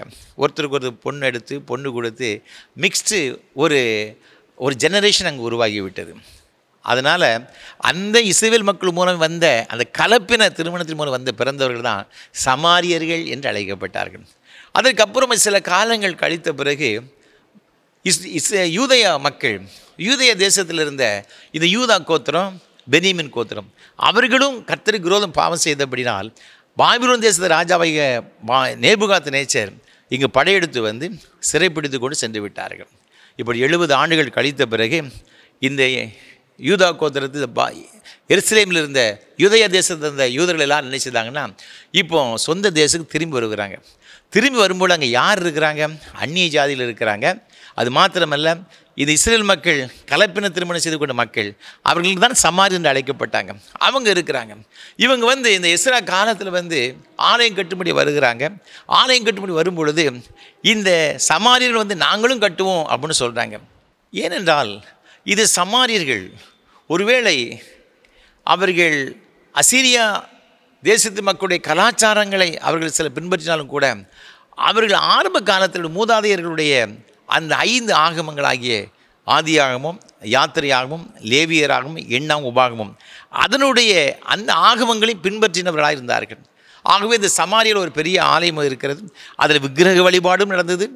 இந்த இஸ்ரேல் மக்கள் இந்த கலைப்படம் திரும்ப செய்து கொண்ட மக்களும் கூட அந்த மூதாதையருடைய தெய்வமாக இருக்கிற யெகோவாவையும் வழிபட ஆரம்பித்தார்கள். இப்படி அவங்களுக்குள்ளாக ஒரு சரியான ஒரு தெளிவில்லாமல் அவர் வாழ்ந்து கொண்டு வந்தார்கள். அவர்கள் என்ன செய்தாங்கன்னா, எங்களுடைய மூதாதையர்களும் இந்த இஸ்ரேல் தேசத்தில் இந்த எருசலேம் ஆலயம் கட்டுவதற்கு உதவி அவர்களும் ஆலயம் கட்டியிருக்கிறார்கள். ஆகவே எங்களுக்கும் பங்கு இருக்கிறது, நாங்களும் வருவோம் என்று சொன்னார்கள். நீங்கள் இஸ்ராயேலின் புஸ்தகம் 4ஆம் அதிகாரத்தில் 17ஆம் வசனத்தை வாசித்து பார்க்கும் இதை நாம் பார்க்கலாம். ஆனால் இந்த யூத மக்கள் என்ன செய்கிறாங்கன்னா, உங்களுக்கு பங்கும் கிடையாது, பாத்தியமும் கிடையாது, நீங்கள் கெட்டக்கூடாதுன்னு சொல்லி சமாரிய மக்கள் வருவதற்கு தடை செய்கிறார்கள். இதன் விளைவாக இந்த சமாரியர்கள் பயங்கரமான கோபம் கொண்டு எரிச்சல் அடைகிறார்கள். அது மாத்திரமல்ல, இந்த யூத மக்கள் அங்கு ஆலயம் கட்டுவதற்கு பல வகையில் எதிர்ப்பு தெரிவிக்கிறார்கள். இந்த எதிர்ப்புகள் வர வர பெருகி கொண்டே சென்று விட்டது. ஆகவே தன் காலப்போக்கு அதற்கு அப்புறமாக இது சமாரியர்களை இந்த யூத மக்கள் மிகவும் கேவலமாக அற்பமாக எண்ணினார்கள். என்னதான் இருந்தாலும் ஒரு காலத்தில் அவர்கள் தங்களுடைய ஆலயம் கட்டுவதற்கு தடையாக இருந்தார்கள். அது மாத்திரமல்ல, இவர்கள் ஒரிஜினல் யூத மார்க்கத்தை சார்ந்தவர்கள் அல்ல, யூதர்கள் அல்ல. இவர்கள் தங்களுடைய கலப்பினம் திருமணம் செய்து கொண்டபடினால ஆண்டவரை விட்டு சோரம் போய் விட்டார்கள் சொல்லி அவர்கள் ரொம்ப அற்பமாக எண்ண ஆரம்பித்தாங்க. இப்படிப்பட்ட ஒரு ஜனங்கள் தான் சமாரியர்கள். இது சமாரியர்கள் எங்கே இருக்கிறாங்க அப்படின்னு பார்த்தீங்கன்னா, இந்த இஸ்ரவேல் தேசத்தினுடைய தென்பகுதியிலே யூதயா பகுதி இருக்கிறது, அங்கு எருசலேம் இருக்கிறது. மத்திய பகுதியில் அதற்கு அடுத்தால சமாரியா இருக்கிறது. அதற்கப்புறம் வடபுறம் வரும்பொழுது கலிலேய பகுதி இருக்கிறது. இந்த யூதர்கள் யூதயா பகுதியிலும் இருக்கிறார்கள், எருசலேம் பகுதிகளிலும் கலிலேய பகுதிகளிலும் இருக்கிறார்கள். இப்பொழுது கலிலேய பகுதியில் இருக்கின்ற ஒரு யூதன் கலிலேயாவிலிருந்து எருசலேமுக்கு வர வேண்டும் என்று சொன்னால் மத்தியில் சமாரியா இருக்கிறது. சமாரியா வழியாக வரமாட்டான். ஏனென்றால் அது ஒரு தீட்டுப்பட்ட ஒரு பட்டணம்னு சொல்லி யோர்தான் நதியை சுற்றி நினைச்சுவாங்கன்னா எருசலேமுக்கு போவாங்க. அதே போல் எருசலேமில் வரும்பொழுதும் சமாரியா வழியாக வரமாட்டார்கள். ஆனால் ஆண்டவராக இருக்கிற இயேசு கிறிஸ்து இந்த சமாரிய வழியாக செல்லுகின்றதை பார்க்கிறோம். அவ்வாறு போகும்பொழுது தான் இந்த சமாரிய ஸ்திரீ ஆண்டவர் சந்திக்கிறார். இது சமாரியர்களை இந்த யூதர்கள் மிகவும் அற்பமாக என்னப்படினால தான் இந்த அதிகாரத்தை பார்க்கிறோம். ஆண்டவர் இது சமாரிய ஸ்திரீயுடைய எனக்கு தண்ணீர் தா என்று சொன்ன உடனே, நீர் யூதனாக இருக்க நீர் எப்படி என்கிட்ட கேட்கலாம் என்று சொல்லி அப்படி கேட்கிறதை பார்க்கிறோம். காரணம், அந்த அளவிற்கு யூதர்கள் இது சமாரியர்களை வெறுக்கிறவர்கள். ஆனால் ஆண்டவராக இருக்கிற இயேசு கிறிஸ்து அந்த சமாரிய ஸ்திரியை முதலாவது ரட்சிப்புக்கு நேராக நடத்துகிறதாக வேதத்தில் பார்க்கிறோம். ஆண்டவர் சொன்னார், உனக்கு கொடுக்கிறவர் தண்ணீர் கொடுக்குற யார் என்று நீ அறிந்திருப்பாய் என்று சொன்னால் நீயே நீ கேட்டிருப்ப. நீ கேட்டால் உனக்கு எந்தெந்தைக்கு தாகம் எடுக்காத ஜீவ தண்ணீரை நான் உனக்கு நினைச்சிருப்பேன், தந்திருப்பேன் என்று ஆண்டவர் சொல்கிறதை பார்க்கிறோம். அப்போ ஆண்டவரே எனக்கு அந்த தண்ணீர் தர வேண்டும் என்று அவள் கேட்கின்றாள். ஆண்டவர் சொல்கிறாரு, உன் புருஷனை அழைச்சிட்டு வான்னு முதல்ல அவரை பார்த்து சொல்கிறாரு. அப்போ அவர் என்ன சொல்கிறேன்னா, ஆண்டவரே எனக்கு புருஷன் இல்லை, தன்னுடைய வாழ்க்கையை அப்படியே ஆண்டவருக்கு ஒப்பு கொடுக்கிறதை பார்க்கிறோம். ஒன்றும் இல்லையா, எனக்கு இருக்குது இப்போ ஒரு புருஷன் தான் இருக்கிறான். அவனை குறித்து இங்கே வேதத்தில் நாம் பார்க்கும் பொழுது ஆண்டவராக இருக்கிற இயேசு கிறிஸ்து அவர் சொல்லுகின்றாள், எனக்கு புருஷன் இல்லை என்றாள். 17ஆம் வசனத்தில் இயேசு அவளை நோக்கி, எனக்கு புருஷன் இல்லை என்று நீ சொன்னது சரிதான் என்பதாக சொல்லப்பட்டிருக்கு. இவர் சொல்ல எனக்கு புருஷன் இல்லை. அப்போ ஆண்டவர் சொல்கிறாரு, நீ சொன்னது கரெக்டு. உனக்கு 5 புருஷன் இருந்தான், ஒருத்தங்க கூட உனக்கு உருப்படி கிடையாது. இப்போது இருக்கிற உனக்கு இல்லைன்னு சொன்ன உடனே அவன் நினைச்சா இவள் மெய்யான ஒரு தீர்க்கதரிசி. ஏனென்றால் இவளும் அந்த 5 ஆகமத்தை இவள் தெரிந்திருக்கிறாள். அதில் மேசியா ஒருவர் வருவார் சொல்லி அறிந்திருக்கிறான். மோசே சொன்னான், என்னை போல் ஒரு தீர்க்கதரிசியை உன் நடுவிலிருந்து நினைச்சு வர எழும்ப பண்ணினார். இப்போ அவள் சொல்கிறா, ஆண்டவரின் தீர்க்கதரிசி என்று காண்கிறேன். அதோடு நிறுத்தி விடவில்லை, தொடர்ந்து இந்த சம்பாஷணை நடைபெற்று வருகிறது. இவளுக்கு ஒரு சந்தேகம், நாங்கள் சமாரியாவில் நாங்கள் அந்த மலையில் நாங்கள் தொழுது கொள்ளுகிறோம், நீங்கள் எருசலேமில் தொழுது கொள்ள வேண்டும் சொல்லுகிறீங்க, இவருடைய காரியம் என்ன? ஆண்டவர் சொல்கிறாரு, எங்கும் பிதாவை தொழுது கொள்ளுகிற காலங்கள் நிச்சயமா வரும். அவரை தொழுது கொள்ளுகிறவர்கள் ஆவியோடு உண்மையோடு தொழுது கொள்ள வேண்டும். அதுதான் மிக மிக முக்கியமான ஒரு காரியம் என்று சொல்லி அவளுக்கு சொன்ன உடனே அவள் அறிந்து கொண்டாள், இவர்தான் கிறிஸ்து, இவர்தான் வரப்போகிற மேசு என்று அறிந்து கொண்டாள். அறிந்து கொண்ட அவள் உடனே ஊரில் போய் என்ன செய்தான்னு பார்த்தீங்கன்னா, தன்னுடைய எல்லா மக்களும் போய் சொல்லுகிறாள், நான் ஒரு மனிதரை சந்தித்தேன், அவர் கிறிஸ்து தான், வந்து பார்ன்னு சொல்லி அழைத்து கொண்டு வருகிறதை பார்க்கிறோம். இந்த ஜனங்கள் எல்லாரும் வந்து ஆண்டவரை பார்க்கின்றார்கள். அப்பொழுதுதான் இந்த வேதவசனம் இவ்வாறாக சொல்லப்பட்டிருக்கிறது, அந்த ஸ்திரீயினுடைய வார்த்தை நிமித்தம் அந்த ஊரில் உள்ள சமாரியரில் அநேகர் அவர் மேல் விசுவாசம் உள்ளவர்களானார்கள். இத்தனை பெரிய இந்த கிராமத்தின் மக்களுடைய ரட்சிப்புக்கு காரணம் என்னன்னு பார்த்தீங்கன்னா அந்த ஸ்திரீயினுடைய வார்த்தை. ஆண்டவருடைய பிள்ளைகளே, ஒரு சமாரிய ஸ்திரீ, ஒரு புறஜாதி ஸ்திரீ எத்தனை பெரிய ஒரு காரியத்தை அவள் செய்திருக்கிறாள் பாருங்கள். ஆண்டவருடைய மீட்பின் திட்டத்திற்கு ஆண்டவர் இவளை எப்படியாய் பயன்படுத்தியிருக்கிறார்கள் பாருங்கள். அநேக மக்கள் இயேசுவை ஏற்றுக்கொண்டார்கள், ஆண்டவர் மீது விசுவாசம் வைத்திருக்கிறார். அதற்கு என்ன காரணம் தெரியுமா? முதலாவதாக அவள் தன்னோடு கூட பேசுகிற நபர் இயேசு கிறிஸ்து ஒரு உன்னதமான ஒரு தீர்க்கதரிசி. மோசையின் ஆகமத்தில் எழுதப்பட்டிருக்கின்ற அந்த தீர்க்கதரிசி தான் இந்த இயேசு என்பதை அவள் கண்டு கொண்டாள். இரண்டாவதாக இந்த இயேசு கிறிஸ்து தான் மெய்யான மேசியா, இந்த இயேசு தான் மெய்யான கிறிஸ்து என்பதை தன்னுடைய தனிப்பட்ட வாழ்க்கையிலே அவள் அறிந்து கொண்டாள். ஆகவே தான் ஊர்க்காரங்களெல்லாம் கூட்டிகிட்டு வர்றாங்க. ஏன்னா அந்த ஜனங்களுக்கு கூட மேசியாவை எதிர்பார்த்துருக்கிறாங்க, கிறிஸ்துவை பற்றி தெரிந்திருக்கிறாங்க, அந்த கிறிஸ்து வருவன் எதிர்பார்த்துருக்கிறாங்க. இவர் சொல்கிறா, அந்த கிறிஸ்து வேறு யாரும் கிடையாதுயா, இந்த இயேசு தான் சொல்லி அழைத்து கொண்டு வருகிறதை பார்க்கிறோம். தன்னுடைய தனிப்பட்ட வாழ்க்கையில் ஆண்டவருடைய அந்த ரட்சிப்பின் அனுபவங்களை அவள் பெற்றுக்கொண்டபடினாத்தா மற்றவர்களுக்கு அவளால் சொல்ல முடிந்தது மாத்திரமல்ல, மற்றவர்களையும் கிறிஸ்துவுக்கு நேராக அழைத்து கொண்டு வர முடிந்தது. அது மாதிரி ஆண்டவருடைய பிள்ளைகளை இன்றைக்கு ஆண்டவராக இருக்கிற கர்த்தர் தன்னுடைய மீட்பின் திட்டத்திற்காக நம்மை பயன்படுத்த விரும்புகிறார், உங்களை பயன்படுத்த விரும்புகிறார். நம்ம எல்லாருக்கும் ஒரு ஆசை இருக்கிறது, நம்ம சுற்றிலும் இருக்கிற ஏராளமான ஜனங்கள் ஆண்டவரை அறியாமல் இருக்கிறார்கள், அவர்களும் இயேசுவை ஏற்றுக்கொள்ள வேண்டுமே, அவர்களும் ஆண்டவருடைய வருகையில் பங்கு பெற வேண்டும் என்ற ஒரு தாகம் நமக்கு இருக்கிறது. நல்லது தான். ஆனால் ஏன் இன்றைக்கி வரலை தெரியுமா? ஏன் நம் மூலமாக இந்த மீட்பின் திட்டம் இன்றைக்கி செயல்படலை தெரியுமா? நம்முடைய தனிப்பட்ட வாழ்க்கையில் ஆண்டவரை நாம் அறிந்து கொள்ள வேண்டும். ஆண்டவரை எந்த அளவிற்கு நாம் அறிந்திருக்கிறோமோ அந்த அளவுக்கு தான் நாம் என்ன செய்ய முடியும்னு பார்த்தீங்கன்னா மற்றவர்களை கர்த்தருக்கு நேராக அழைத்து கொண்டு வர முடியும். பவுல் அப்போஸ்தலன் தன்னுடைய வாழ்க்கையில் ஆண்டவரை அறிந்து கொண்டபடினால்தான் அவன் யூதர்களுக்கு மாத்திரமல்ல புறஜாதிகளுக்கும் ராஜாக்களுக்கு முன்பாக சுவிசேஷத்தை சொல்லி மத்திய ஆசியாவை கலக்கின ஒரு மனிதனாக இருந்தான். தனிப்பட்ட வாழ்க்கையில் அந்த ஒரு அனுபவம் இல்லாத பட்சத்தில், அந்த ரட்சிப்பின் அனுபவம் இல்லாத பட்சத்தில் ஆத்தும ஆதாயம் என்ன செய்ய முடியாது, செய்யவே முடியாது. சும்மா நம்ம ஒரு துண்டு பிரதி கொடுக்கறதுலையோ அல்லது 4 பேருக்கு சுவிசேஷத்தை சொல்லுகிறதுனாலே அல்ல அன்பானவர்கள், நம்முடைய தனிப்பட்ட வாழ்க்கையில் அந்த இயேசுவை ஏற்றுக்கொண்ட அந்த ரட்சிப்பின் அனுபவம் நமக்கு இருக்கணும். அந்த அனுபவம் இருந்தால் மாத்திரம்தான் மற்றவர்களுக்கு நம்ம சுவிசேஷத்தை சொல்லும் பொழுது அவர் எல்லாரும் ஆண்டவரை விசுவாசிப்பார்கள். நான் சில வாரங்களுக்கு முன்பாக மத்திய பிரதேசத்தில் சிஞ்சிப்பாடன்னு சொல்லப்பட்ட ஒரு கிராமத்திற்கு நான் சென்றிருந்தேன். அங்கே ஒரு மிஷன் ஃபீல்டு, ஒரு மிஷன் ஹாஸ்பிட்டல் இருக்கிறது. அங்கு உள்ள டாக்டர்ஸ் எல்லாரும் கர்த்தருக்கென்று தன்னை முற்றிலுமாக அர்ப்பணித்தவர்கள். அந்த ஹாஸ்பிட்டலுடைய சீஃப் டாக்டர் அவருடைய குடும்பத்தை சந்தித்தேன். சில நேரங்கள் அவரோடு கூட இருந்து பேசும்படியான ஒரு வாய்ப்பை தேவன் ஏற்படுத்தி கொடுத்தார். அந்த சீஃப் டாக்டர் டாக்டர் தீபக், அவருடைய துணைவியார் டாக்டர் ஆஷிதா, இந்த அருமையான குடும்பத்தினர் 2 பேருமே இந்த டாக்டர் தீபக் என்பவர் எம்எஸ் படித்து அதில் சூப்பர் ஸ்பெஷலைசேஷன் பண்ணியிருக்கிறாங்க.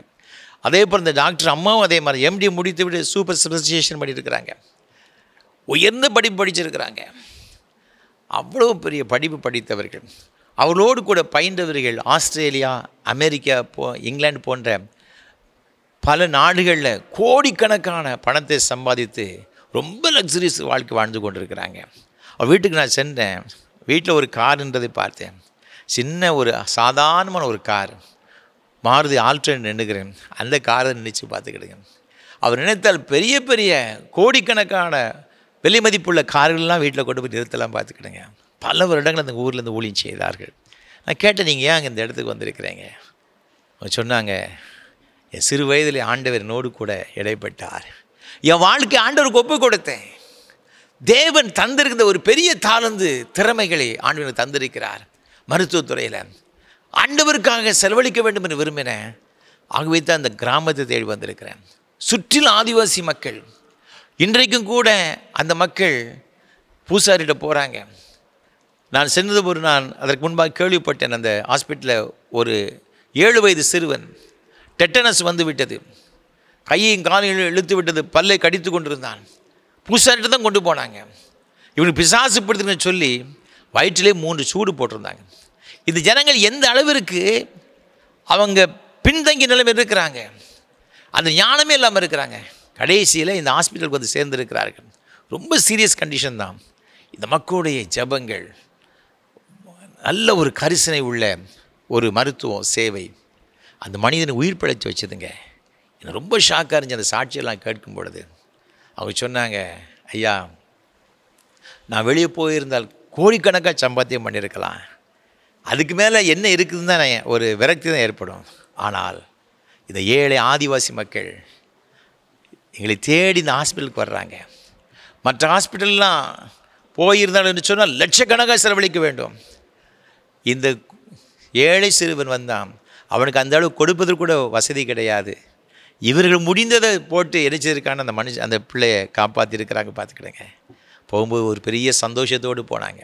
இங்கே வருகிற பேஷண்ட்ஸ் எல்லாம் சரீர சுகத்தை மாத்திரம் கிடையாது, ஆன்மீக சுகத்தை பெற்று செல்கிறாங்க. நாங்கள் அவர்களுக்கு சுவிசேஷத்தை சொல்லுகிறோம், அவர்களுக்கு ஜெபிக்கிறோம். கர்த்தர் அற்புதமான சுகத்தை கொடுக்குறார். அதுதாங்க எங்கள் வாழ்க்கையில் சந்தோஷம். அவர் செல்லும் சந்தோஷமாய் போகிறான் அல்லவா. இதை நாங்கள் எத்தனை கோடி கொடுத்தாலும் பார்க்க முடியாது. இந்த அனுபவம் தான் ஐயா, இந்த சந்தோஷம் தான் ஐயா இது ஊழியத்தை செய்ய எங்களுக்கு தூண்டுகிறது. இதன் மூலமாக ஏராளமான மக்கள் இயேசுவை ஏற்றுக்கொள்கிறார்கள். அந்த சமாரிய ஸ்திரீனுடைய அந்த ஊழியத்தின் மூலமாக வந்து இவ்வளவு பெரிய ஆசீர்வாத காரணம் தெரியுமா? தனிப்பட்ட வாழ்விலே இயேசுவை கிறிஸ்து என்று கண்டு கொண்டாள். ஆகவே தன் கிராமத்து மக்கள்கிட்ட போய் சொல்கிறான், நீங்கள் வந்து பாருங்கள், அவர் கிறிஸ்து தானே, வந்து பாருங்கள். நீங்கள் எப்படி சுவிசேஷத்தை மட்டும் சொல்லுவீர்கள்? நான் ஆராதிக்கிற ஆண்டவராக இருக்கிற இயேசு கிறிஸ்து மெய்யான ரட்சகர் ஐயா, என் வாழ்க்கையின் பாவத்திலிருந்து சாபத்திலிருந்து அக்கிரமத்திலிருந்து மீறி மீட்டு கொண்டார் ஐயா. நீங்களும் வாருங்க, உங்களுக்கு இந்த ஆசீர்வாதத்தை தருவார், ரட்சிப்பை தருவார், சமாதானத்தை தருவார். அது எப்படி சொல்ல முடியும்? நமக்குள் அந்த அனுபவம் வேண்டுங்க, நமக்குள்ள ஒரு பர்சனல் எக்ஸ்பீரியன்ஸ் வேணுங்க. நீங்கள் அது இல்லாத பட்சத்தில் ஒன்றையும் பெற்றுக்கொள்ள முடியாது. மெய்யான ஒரு ரட்சிப்பு நம்முடைய வாழ்க்கை முற்றிலுமே ஆண்டவருக்கு என்று ஒப்பு கொடுக்க வேண்டும் என்று விரும்புகிறார். ஒரு புறஜாதியான ஒரு ஸ்திரீ மூலமாக அற்புதமான ஒரு மீட்பின் பணி ஆண்டவர் செய்தார். அது மாத்திரமல்ல, இன்னொரு நபரையும் குறித்து உங்களோடு கூட பகிர்ந்து கொள்ள விரும்புகிறேன். நியாயாதிபதிகள் 4ஆம் அதிகாரம் 21ஆம் வசனம். பின்பு ஏபேரின் மனைவியாகிய யாகேல் ஒரு கூடார ஆணியை எடுத்து தன் கையிலே கத்தியை பிடித்து கொண்டு மெல்ல அவன் அண்டையில் வந்து அவன் நெற்றியிலே அந்த ஆணியை அடித்து போட்டாள். அது உருவி போய் தரையிலே புதைந்தது. அப்பொழுது ஆயாசமாய் தூங்கின அவன் செத்துப்போனான். இங்கு ஒரு பெண்ணை குறித்து பார்க்கிறோம், யாகேல் என்ற ஒரு பெண். இஸ்ரேல் மக்கள் 20 ஆண்டு காலங்களாக இந்த கானானியனாகிய யாபீனுக்கு அடிமைப்பட்டிருந்தார்கள். நீங்கள் இங்கு 3ஆம் வசனத்தை வாசித்து பார்க்கும் பொழுது, இஸ்ரவேல் புத்திரரை 20 வருஷம் கொடுமையாய் ஒடுக்கினார்கள். இஸ்ரவேல் புத்திரர் கர்த்தரை நோக்கி முறையிட்டார்கள் என்பதாக இங்கு வேதத்தில் சொல்லப்பட்டிருக்கின்றதை நாம் பார்க்கிறோம். 20 ஆண்டு காலங்கள் இஸ்ரவேல் புத்திரரை இந்த கானானியர் கொடுமையாய் ஒடுக்கினார்கள். மூச்சு விட முடியலைங்க, அந்த அளவிற்கு பாடுகள், உபத்திரவங்கள்.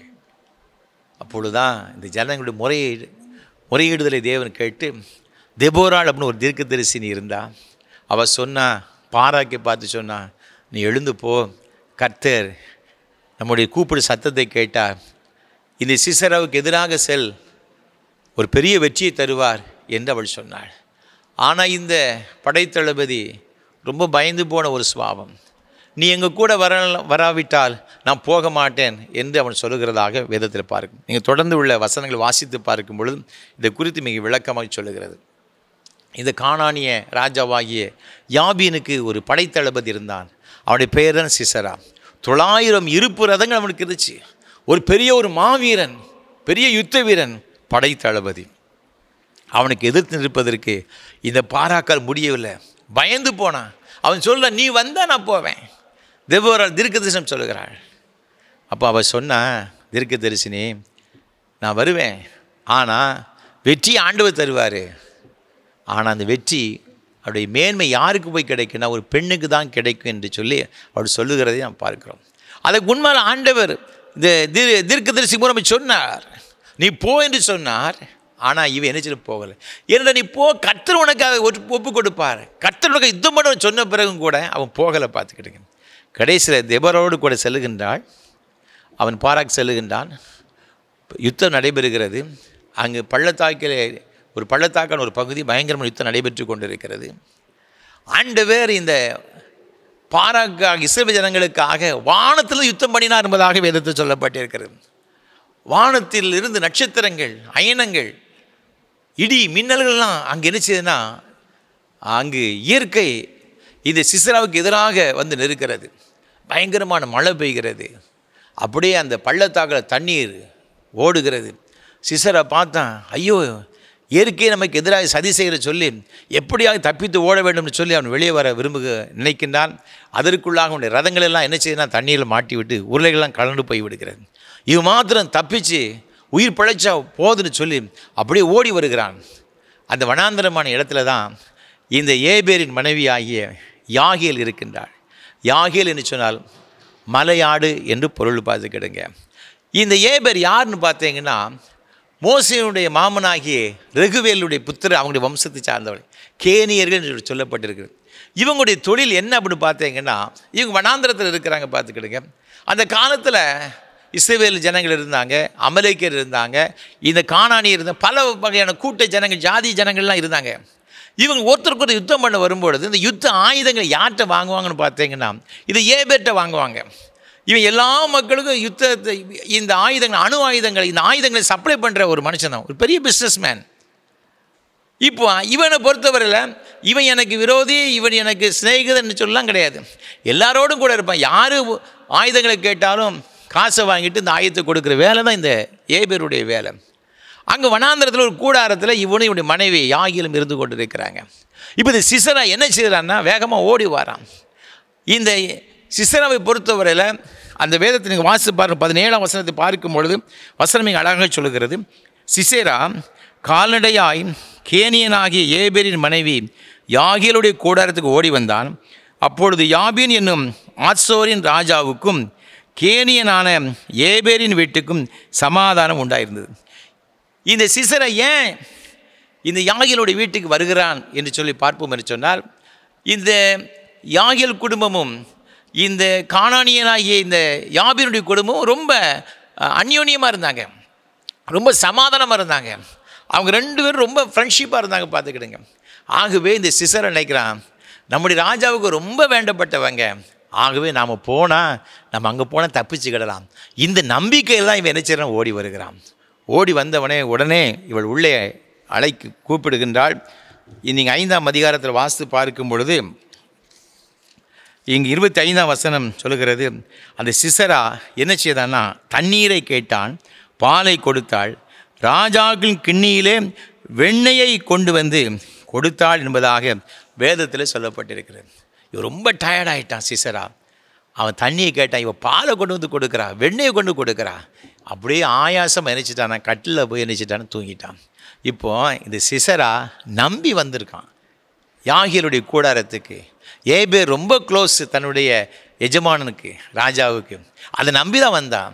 ஆனால் இங்கே என்ன நடந்ததுன்னு பார்த்தீங்கன்னா, இந்த யாகேல் என்ன செய்தான்னு பார்த்தீங்கன்னா, நீங்கள் வேதத்தில் வாசித்து பாருங்கள். 21ஆம் வசனம், 4ஆம் அதிகாரம் 21ஆம் வசனத்தில், ஏபேரின் மனைவியாகி யாகேல் ஒரு கூடார ஆணியை எடுத்து தன் கையிலே சுத்தியை பிடித்து கொண்டு மெல்ல அவன் அண்டையில் வந்து அவன் நெற்றியிலே அந்த ஆணியை அடித்து போட்டாள். அது உருவி போய் தரையிலே புதைந்தது. அப்பொழுது ஆயாசமாய் தூங்கின அவன் செத்து போனான். ரொம்ப ஆச்சரியமாக இருக்கு. நம்ம நினைக்கலாம், நம்பி வந்த அவனை மோசம் போய்கிட்டாளே அப்படின்ட்டு. நீங்கள் இன்னொன்று யோசித்து பார்க்கணும். பார்த்துக்கிடுங்க, இந்த யாகேலை பொறுத்தவரையில் அங்கே எல்லோரும் ஒன்று தான். பார்த்துக்கிடுங்க, எல்லாரோட சமாதானமாக தான் இருந்தா, அதில் சந்தேகம் கிடையாது. யாபீனும் ஏராளமான ஆயுதங்களை இவங்ககிட்ட வாங்கியிருக்கலாம், இல்லை நல்ல ஒரு சமாதான நிலைமையில் இருக்கலாம், அது தப்புலாம் கிடையாது.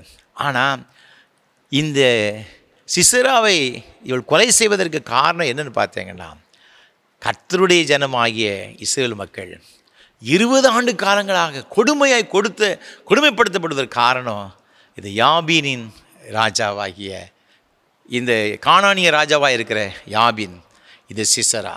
ஆகவே கர்த்தருடைய ஜனங்களுக்கு எதிராக இருக்கிற இந்த ஜனம் தனக்கும் எதிரானவர்கள் என்று எண்ணி அவன் கர்த்தருக்கு ஜனத்துக்கு துணையாக தான் இருக்க வேண்டுமே தவிர இது கானானியருக்கு துணை நினைச்சக்கூடாது இருக்கக்கூடாது என்பதை எண்ணி அவனை அங்கு நெற்றியிலே இங்கு ஆணியை வைத்து சுத்தியினால் அடித்து கொலை செய்கிறதாக வேதத்தில் பார்க்கிறோம். அதன் மூலமாக என்ன நடந்துன்னு பார்த்தீங்கன்னா 24ஆம் வசனம் சொல்லுகிறது, இஸ்ரவேல் புத்திரரின் கை கானானியரின் ராஜாவாகி யாபீனை நிர்மூலமாக்கு மட்டும் அவன் மேல் பலத்து கொண்டே இருந்தது என்பதாக சொல்லப்பட்டிருக்கு. அதற்கப்புறமாக இந்த கானானியர் கர்த்தருடைய ஜனமாக இருக்கிற இஸ்ரவேல் மக்களுக்கு எதிராக எதுவும் செய்ய முடியாமல் போய்விட்டது. இந்த யாகேல் என்று சொல்லப்பட்ட இந்த புறஜாதி பெண்ணின் மூலமாக அந்த இஸ்ரவேல் மக்களுக்கு ஒரு பெரிய மீட்பை கொடுக்கிறதை பார்க்கிறோம். இது சிசரா சாதாரணமானவன் கிடையாது, ஒரு பெரிய படைத்தளபதி. கொல்லுவது எளிதான ஒரு காரியம் கிடையாது.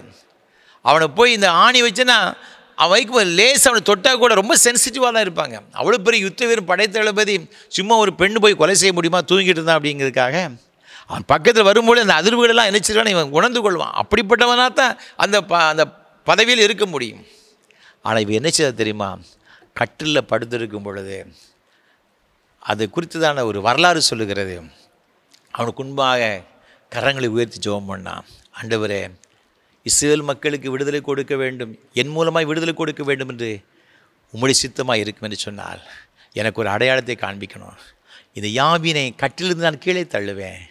அவன் கீழே தள்ளின பிறகும் எங்கன விழுந்து கிடக்கானோ அங்கேயே கிடக்கணும்.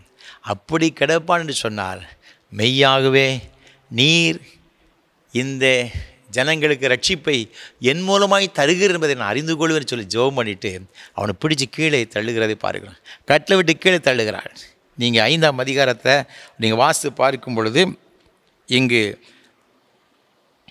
27ஆம் வசனம் சொல்லப்பட்டிருக்கிறது, அவள் காலருகே அவன் மடங்கி விழுந்து கிடந்தான்.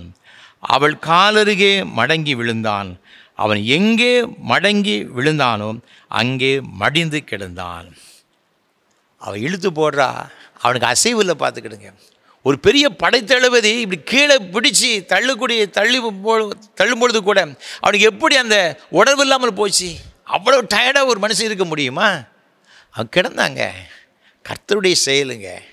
அங்கே கூடார ஆணியையும் சுத்தியில் எடுத்துக்கொண்டு நெற்றியில் வைத்து ஒரே அடியாக அடித்தாள். அவன் சாகும் பொழுது அவனுக்கு உணர்வு வருகிறது, ஐயோ ஒரு பெண்ணின் கையால் சாகுறேன்னு சொல்லி. அந்த சிசர் அவளை பார்த்து சொன்னானா, ஐயோ நான் ஒரு பெண்ணின் கையால் நான் மடிந்து போகிறேனே, மிகுந்த வேதனையோடு கூட இருக்கிறேன்னு சொல்லி அவன் சொன்னான் யாகேலை பார்த்து. அப்போ அவள் சொன்னாலாம், இஸ்ரவேல் மக்களை எவ்வளவாய் கொடுமைப்படுத்தினாய், ஆகவே சாகப்போகிற நீ செத்த பிறகு நரகத்தில் இருக்கிற உடைய முற்பிதாக்களுக்கு போய் சொல்லு, என்னை ஒரு பெண் கொலை செய்து விட்டாள், ஒரு பெண்ணின் மூலமாக நான் மடிந்து போய் அவட்ட போய் சொல்லு என்பதாக அவள் சொன்னதாக அந்த வரலாறு சொல்லுகிறது. அன்பான ஆண்டவருடைய பிள்ளைகளே, தேவனுடைய மீட்பின் திட்டத்துக்கு கர்த்தர் யாரை வேண்டுமென்றால் என்ன செய்யலாம், பயன்படுத்தலாம். யாரை வேண்டுமென்று பயன்படுத்தலாம். இன்றைக்கு ஆண்டவர் அறிந்திருக்கிற நம்முடைய வாழ்க்கையில் நாம் அதற்கு தகுதியாக இருக்கிறோமா?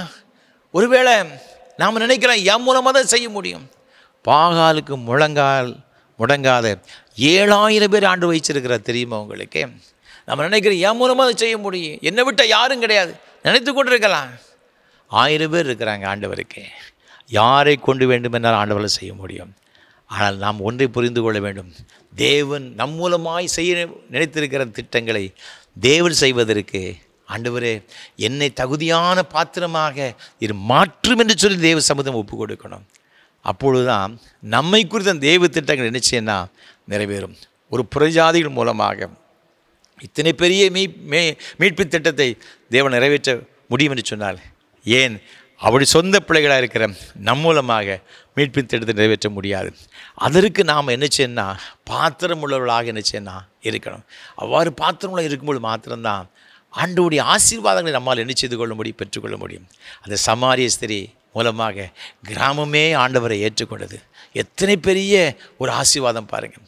அந்த சமாரிய பெண் எல்லாராலும் அருவருக்கப்பட்ட ஒதுக்கப்பட்ட ஒரு சமுதாயத்தை சார்ந்தவளாக இருந்தாலும் கூட இன்றைக்கு வேதத்தில் முக்கியமான இடத்தை பெற்றிருக்கிறாள்.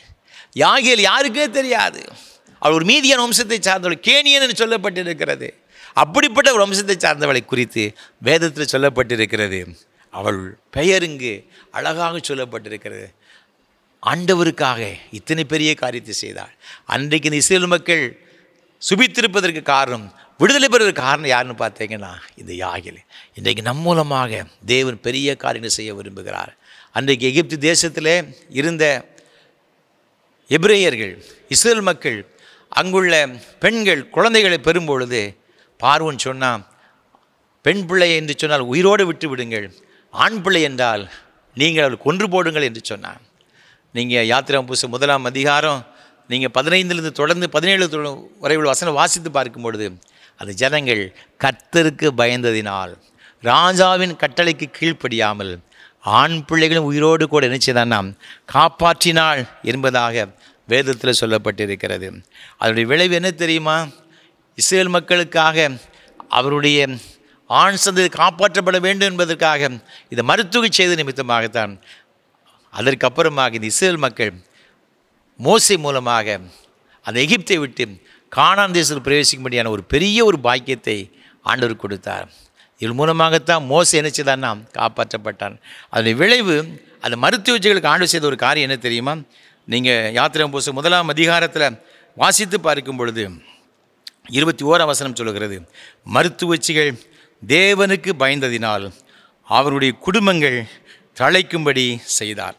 20ஆம் வசனம் சொல்லுகிறது, தேவன் மருத்துவச்சிகளுக்கு நன்மை செய்தார். இவங்களெல்லாம் யெகோவா வம்சத்தை சார்ந்தவர்கள் அல்ல, இஸ்ரேல் புத்திரர் அல்ல, ஒரு அந்நிய ஸ்திரீகள் தான். ஆனாலும் கூட ஆண்டுடைய மீட்பின் திட்டத்திற்கு இவர்கள் தங்களை அர்ப்பணித்து கர்த்தருக்கு பயந்து செய்தபடினால ஆண்டவரது குடும்பத்துக்கு நன்மை செய்தார். அவருடைய குடும்பங்களை செழிக்க செய்தார், தழைக்க செய்தார். இன்றைக்கும் இந்த மீட்பின் திட்டத்துக்கு நம்ம ஒப்புக் கொடுக்கும் பொழுது நம்முடைய குடும்பத்தை கர்த்தர் ஆசீர்வதிப்பார், நன்மைகளினால் நிரப்புவார், நம்முடைய குடும்பத்தை செழிக்க பண்ணுவார், தழைக்க பண்ணுவார், நம்முடைய சந்ததியும் ஆசீர்வதிப்பார். அப்படிப்பட்ட ஒரு கிருபைகளை கர்த்தர் தாமே நம்ம ஊருக்கு தருவாராக. ஆமேன். அர்ப்பணிப்பின் பாடலாக கீதம் 422, கிறிஸ்தவ கீர்த்தனை 125 பாடுவோம். தேனினிமையிலும் இயேசுவின் நாமம் திவ்ய மதுரமாமே. கீதம் 422, கிறிஸ்தவ கீர்த்தனை 125 பாடுவோம்.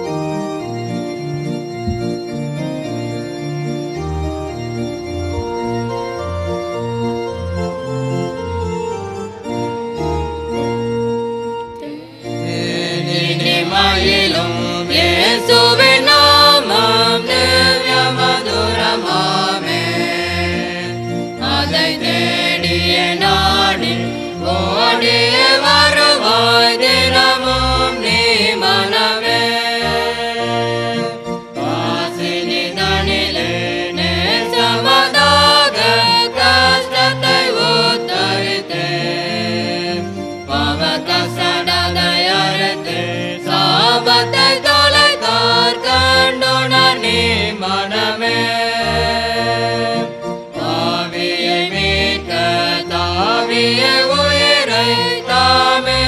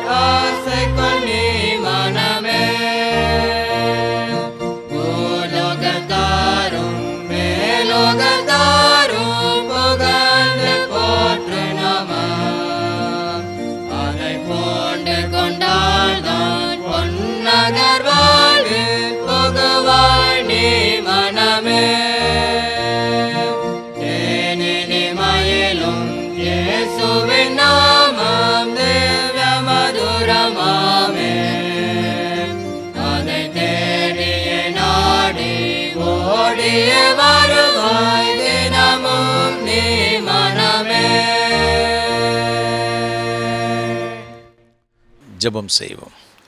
கிருபை நிறைந்த ஆண்டவரே, இது நல்ல ஆசீர்வாதமான இந்த ஆராதனைக்காக ஸ்தோத்திரம். மீட்பின் திட்டத்திலே உம்மை அறியாத ஜனங்கள் மூலமாக எத்தனை பெரிய காரியங்கள் செய்தீரப்பா.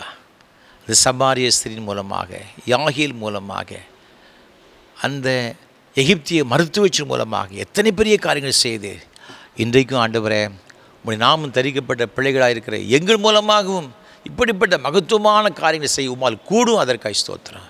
எங்களே உம்முடைய கரத்தில் ஒப்புக் கொடுக்குறோமப்பா. ஆண்டவர் எங்களை தகுதிப்படுத்துங்க, பரிசுத்தமாக்குங்க. இந்த கடைசி காலத்தில் உம்முடைய மீட்பின் திட்டத்துக்கு எங்களை நீர் பயன்படுத்தும்படியாக ஜெபிக்கிறோம். எங்கள் தேசத்திற்கு, எங்கள் சொந்த ஜனங்களுக்கு, எங்களுடைய சமுதாயத்திற்கு, எங்கள் வாழுகின்ற எங்கள் பகுதிகளுக்கு எங்கள் ஒவ்வொருவரையும் ஆசீர்வாதமான பாத்திரங்களை எடுத்து பயன்படுத்தும்படியாக ஜெபிக்கிறோம் ஐயா. இந்த ஆராதனை பங்கு பெற்ற ஒவ்வொரு பிள்ளைகளையும் ஆசீர்வதிங்க. நீங்கள் தந்த கற்பதின் கனிகளை ஆசீர்வதிங்க. படிக்கிற பிள்ளைகளுக்கு வந்து விசேஷத்து ஞானத்தை கொடுத்து ஆசீர்வதிப்பீராக. அரசு தேர்வுகள் ஆயத்தப்படுகிற அன்பு பிள்ளைகள் உங்களுடைய கரம் கிருபையாய் தங்கியிருக்கும்படி நாங்கள் ஜெபிக்கிறோம் ஐயா. ஆசீர்வதியும். வேலைக்காக காத்திருக்கிற பிள்ளைகளுக்கு நல்ல வேலை வாய்ப்புகளை கொடுப்பீராக. பல நாட்களாக, மாதங்களாக கண்ணீரோடு கூட ஜெபித்து கொண்டு அறிந்திருக்கிறீங்க அப்பா. ஆண்டவர், அநேக மக்கள் சுவாமி அரசு ஆண்டவரே உமக்கு ஸ்தோத்திரமையை வேலை வாய்ப்பிற்கான தேர்வு எழுதி முடித்து விட்டு சுவாமி வேலைக்கை காத்திருக்க அறிந்திருக்கிறீங்கப்பா. என்னுடைய பிள்ளைகளுடைய நம்பிக்கையெல்லாம் பொய்த்து போகாதபடிக்கு சுவாமி அவருடைய வாழ்க்கையில் அற்புதம் செய்யும்படியாக ஜெபிக்கிறோம். அயல் நாடுகளில் சென்று வேலை செய்யும்படி அநேகர்கள் பிரயாசப்பட்டது உண்டு தகப்பனே. ஆண்டவர், அப்படிப்பட்ட பிள்ளைகளுக்கு கர்த்தர் இரக்கம் செய்யும்படி நாங்கள் ஜெபிக்கிறோம். அநேக குடும்பங்களுக்கு உதவி செய்வதற்கு அதற்காக ஸ்தோத்திரம் ஆண்டவரே. இன்னுமாக வேலை தேடி பிரயாசப்பட்டு ஒவ்வொரு பிள்ளைகளுக்காக ஜெபிக்கிறோம். ஒவ்வொருவருக்கும் கர்த்தர் இரக்கம் செய்து நல்ல வேலைகளை அவர்கள் பெற்றுக்கொள்ள கிருபை தரும்படி நாங்கள் ஜெபிக்கிறோம். திருமண வயதில் இருக்கிற பிள்ளைகளுக்காக ஜெபிக்கிறோம். திருமண தடைகளெல்லாம் இயேசு கிறிஸ்து நாமத்தில் மாறும்படி ஜெபிக்கிறோம். அப்படி வாழ்க்கையில் மங்களகரமான காரியம் நடைபெற உதவி செய்யும். குழந்தை செல்வங்களுக்கு காத்திருக்கிற தம்பதிகளுக்கு ஆண்டவர் குழந்தை செல்வங்களை கொடுத்து நீர் ஆசீர்வதிப்பீராக. தடைகளை மாற்றுங்க சுவாமி. பெருகால நிலைமைக்கு அருமையான சகோதரிகளுக்கு ஜெபிக்கிற ஐயா. ஆண்டவர் கற்பதற்கனி பூர்ணப்படி சுகப்பிரசவத்தை கொடுப்பீராக. மருத்துவமனையிலே பிரசவத்திற்கு அனுமதிக்கப்பட்டிருக்கிற பிள்ளைகளுக்கு விசேஷமாக ஜெபிக்கிறோம் ஐயா. உங்களுடைய கரமது பிள்ளைகள் அமர்வதாக சுவாமி. எல்லா தடைகளும் மாற்றி போடுமா நாங்கள் ஜெபிக்கிறோம். உங்களுடைய பிள்ளைகளை ஆசீர்வதிங்க. வயோதிப நிலைமைக்கு அருமையான பெற்றோர்களுக்காக ஜெபிக்கிறேன் சுவாமி. இந்த ஆராதனையை ஆண்டவரே படுக்கையிலிருந்து பார்த்து கொடுக்குற பிள்ளைகளுடைய சுவாமி. வயோதிப நிலைமையில் ஆலயத்துக்கு கூட போக முடியாத நிலைமையிலிருந்து பார்த்து கொடுக்க அருமையான தாய் தகப்பன்மார் உண்டு தகப்பனே. உங்களுடைய பிள்ளைகளை கண்ணோக்கி பார்ப்பீராக. யாரெல்லாம் இந்த ஆராதனை பங்கு பெற்றுக் கொண்டு ஒவ்வொருவருக்காக ஜெபிக்கிறோம் சுவாமி. ஒவ்வொருவரையும் ஆசீர்வதிங்க. வயோதிப நிலைக்கு அருமையான பெற்றோர்களுக்கு எல்லா கிருபைகளையும் கொடுப்பீராக. நல்ல சுகத்தையும் பலத்தையும் ஆரோக்கியம் தீர்க்காயுசு கொடுத்து வழிநடத்தும்படி நாங்கள் ஜெபிக்கிறோம் ஐயா. ஆண்டவரே, இன்னும் பலவீனத்தோடு பாதிக்கப்பட்டிருக்கிற பிள்ளைகளுக்காக ஜெபிக்கிறோம் சுவாமி. என்னென்ன வியாதி நிமித்தம் பாதிக்கப்படுற எல்லா வியாதிகளும் இயேசு கிறிஸ்துவின் நாமத்தினாலே விலகும்படி நாங்கள் ஜெபிக்கிறோம் ஐயா. ஒரு பூரண சுகம் உண்டாவதாக சுவாமி. ஆண்டவரே, உச்சந்தலைமை உள்ளங்காலோடு கர்த்தருடைய சுகமளிக்கிற வல்லமை இறங்கட்டு நாங்கள் ஜெபிக்கிறோம். ஆசீர்வதிங்கப்பா, ஆசீர்வதிங்க. குடும்பத்தில் ஆண்டவர் ரட்சிக்கப்படாதபடிக்கு ஆண்டவரே பல வகையான பாவத்துக்கு அடிமைப்பட்டிருக்கிற ஒவ்வொரு சகோதரிகளுக்காக பிள்ளைகளுக்காக ஜெபிக்கிறோம் சுவாமி. ஆண்டவரே, உமது பிள்ளைகள் இந்த பாவத்தின் வல்லமையிலிருந்து விடுதலையாக்கும்படி ஜெபிக்கிறோம் சுவாமி. 20 ஆண்டு காலங்கள் கானானுடைய கரத்தில் கொடுமையாக ஒடுக்கப்பட்டிருந்த சிறைப்பட்டு போன இந்த ஜனங்களை யாகேல் மூலம் விடுதலை செய்தீரப்பா. கல்வாரியிலே எங்களுக்காக நீ சிந்தி ரத்தத்தின் மூலமாக என்னுடைய பிள்ளைகள் எந்தெந்த காரியத்தில் சிறைப்படுத்தப்பட்டிருக்கிறார்கள் அதில் ஒவ்வொன்றிலிருந்து ஆண்டவரே நீர் பிள்ளைகளை விடுதலையாக்கும்படி ஜெபிக்கிறோம் ஐயா. ஒவ்வொருவரும் பூரண கிருபை நிரப்புங்க. என்னுடைய பிள்ளைகள் கைடு செய்ய எல்லா பிரயாசங்களையும் ஆசீர்வதிங்க. என்னென்ன வேலைகள் செய்கிறார்களோ, தொழில்கள் செய்கிறார்களோ எல்லாரும் ஆசீர்வாதம் நிறைவாய் தங்கியிருக்கும்னு நாங்கள் ஜெபிக்கிறோம் ஐயா. இப்பொழுதும் இந்த அருமையான ஆராதனை வேளையை ஒளிப்பதிவு செய்வதற்கு உதவி செய்த கடலூரை சார்ந்த இந்த அருமையான குடும்பத்தின் பிள்ளைகளுக்காக திரு ஜோசப் ஸ்டான்லி, திருமதி சாந்தி மெட்டில்டா, இந்த அருமையான குடும்பத்தினருக்காக உள்ளத்தின் ஆழத்திலிருந்து நாங்கள் நன்றி செலுத்துகிறோம், ஸ்தோத்திரம் செலுத்துகிறோம். இந்த நாளிலும் தன்னுடைய 32வது திருமண ஆண்டை காணும்படியாக நீர் பாராட்டி எண்ணி முடியாத ஈவுகளுக்காக, கிருபைகளுக்காக உமக்கு கோடா கோடி ஸ்தோத்திரம் செலுத்துகிறோம் சுவாமி. கடந்த 32 ஆண்டுகளாக உமது பிள்ளைகளோடு கூட இருந்து இந்த புதிய ஆண்டுகளை பிரவேசிக்க கிருபை செய்தீரே, அதற்காக நன்றி செலுத்துகிறோம் சுவாமி. தேவ பிரசன்னம் இந்த பிள்ளைகளோடு எப்பொழுதும் நிலைத்திருப்பதாக, நல்ல சுகத்தையும் பலத்தையும் நீடித்த சுகவாழ்வையும் அருமையான உமது பிள்ளைகளுக்கு கொடுத்து ஆண்டு வழிநடத்துவீராக. உன் கைகளின் பிரயாசத்தினை சாப்பிடுவாய், உனக்கு பாக்கியமும் நன்மை உண்டாயிருக்கும். உன் மனைவி உன் வீட்டோரன் கணிதரும் திராட்சை கொடியே போல் இருப்பாள். உன் பிள்ளைகள் பந்தியை சுற்றிலும் ஒளிமர கன்றுகளைப் போல் இருப்பார்கள் சொன்னீர் சுவாமி. அந்த மேன்மையான ஆசீர்வாதங்களை பெற்றுக்கொள்ள உதவி செய்யும். கொடுத்த அருமையான 2 ஆண்டவர் பிள்ளைகளுக்காக ஸ்தோத்திரம் செலுத்துகிறோம். அருமையான மகன் டாக்டர் சந்தோஷ் ஜெஃபர்சனுக்காக ஸ்தோத்திரம் செலுத்துகிறோம் ஐயா. அருமையான மகனை கர்த்தர் ஆசீர்வதிப்பீராக. உடைய மகனுக்கு ஆண்டவர் உன்னதமான ஒரு பணியை கொடுத்து உடைய மகனை எல்லா விதத்தில் ஆசீர்வதித்து உயர்த்தும்படியாக ஜெபிக்கிறையா.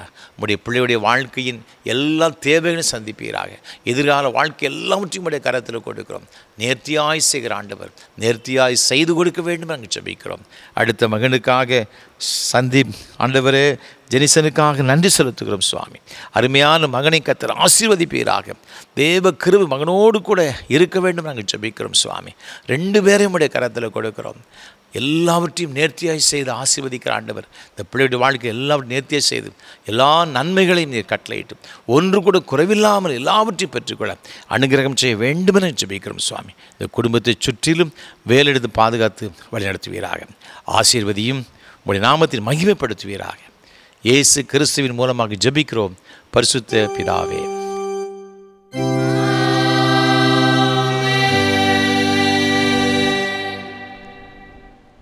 தேவனுடைய இரக்கமுள்ள கிருபைக்கும் பராமரிப்புக்கும் ஒப்புவிக்கிறோம். கர்த்தர் உங்களை ஆசீர்வதித்து காக்கடவர். கர்த்தர் தம்முடைய முகத்தை உங்களுக்கு பிரகாசிக்க பண்ணி உங்கள் மேல் கிருபை இருக்க கடவர். கர்த்தர் தம்முடைய முகத்தை உங்களுக்கு பிரசன்னமாக்கி இப்பொழுதும் எப்பொழுதும் உங்களுக்கு சமாதான சந்தோஷம் நீடி சுக வாழ்வு கட்டளையிட கடவர்.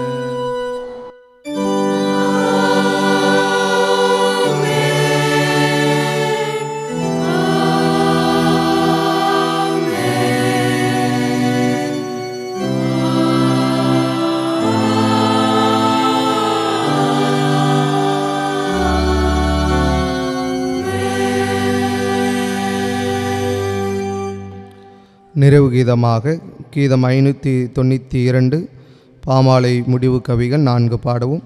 தெய்வ ஆசீர்வாதத்தோடு அரியாரை அனுப்பும். கீதம் 592 பாமாலை முடிவு கவிகள் 4 பாடவும்.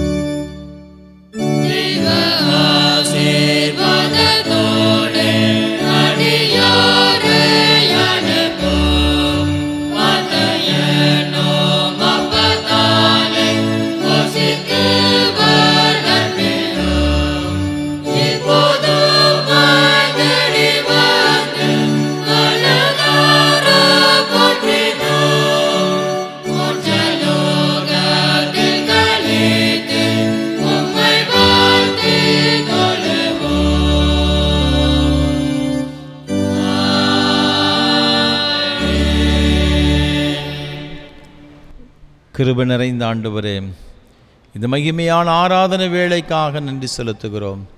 மெய்யாகவே நீர் மத்தியில் எழுந்தருளி உம்முடைய பிரசனத்தினால் எங்கள் ஒவ்வொரு நிறைத்தீரே உமக்கு ஸ்தோத்திரம். இந்த ஆராதனையில் பங்கு பெற்று ஒவ்வொரு பிள்ளைகளையும் ஆசீர்வதியும்.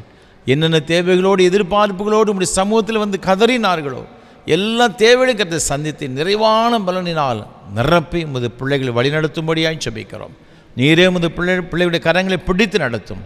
ஆசீர்வதியும். ஆண்டவர் இயேசு கிறிஸ்துவின் மூலமாக ஜெபிக்கிறோம் பரிசுத்த பிதாவே. ஆமென். கர்த்தங்களோடு இருப்பாராக. அவர் தமது ஆவியோடும் இருப்பாராக. தேவ சமாதானத்தோடே சென்று வாருங்கள். கர்த்தருடைய நாமத்தினாலே ஆமென்.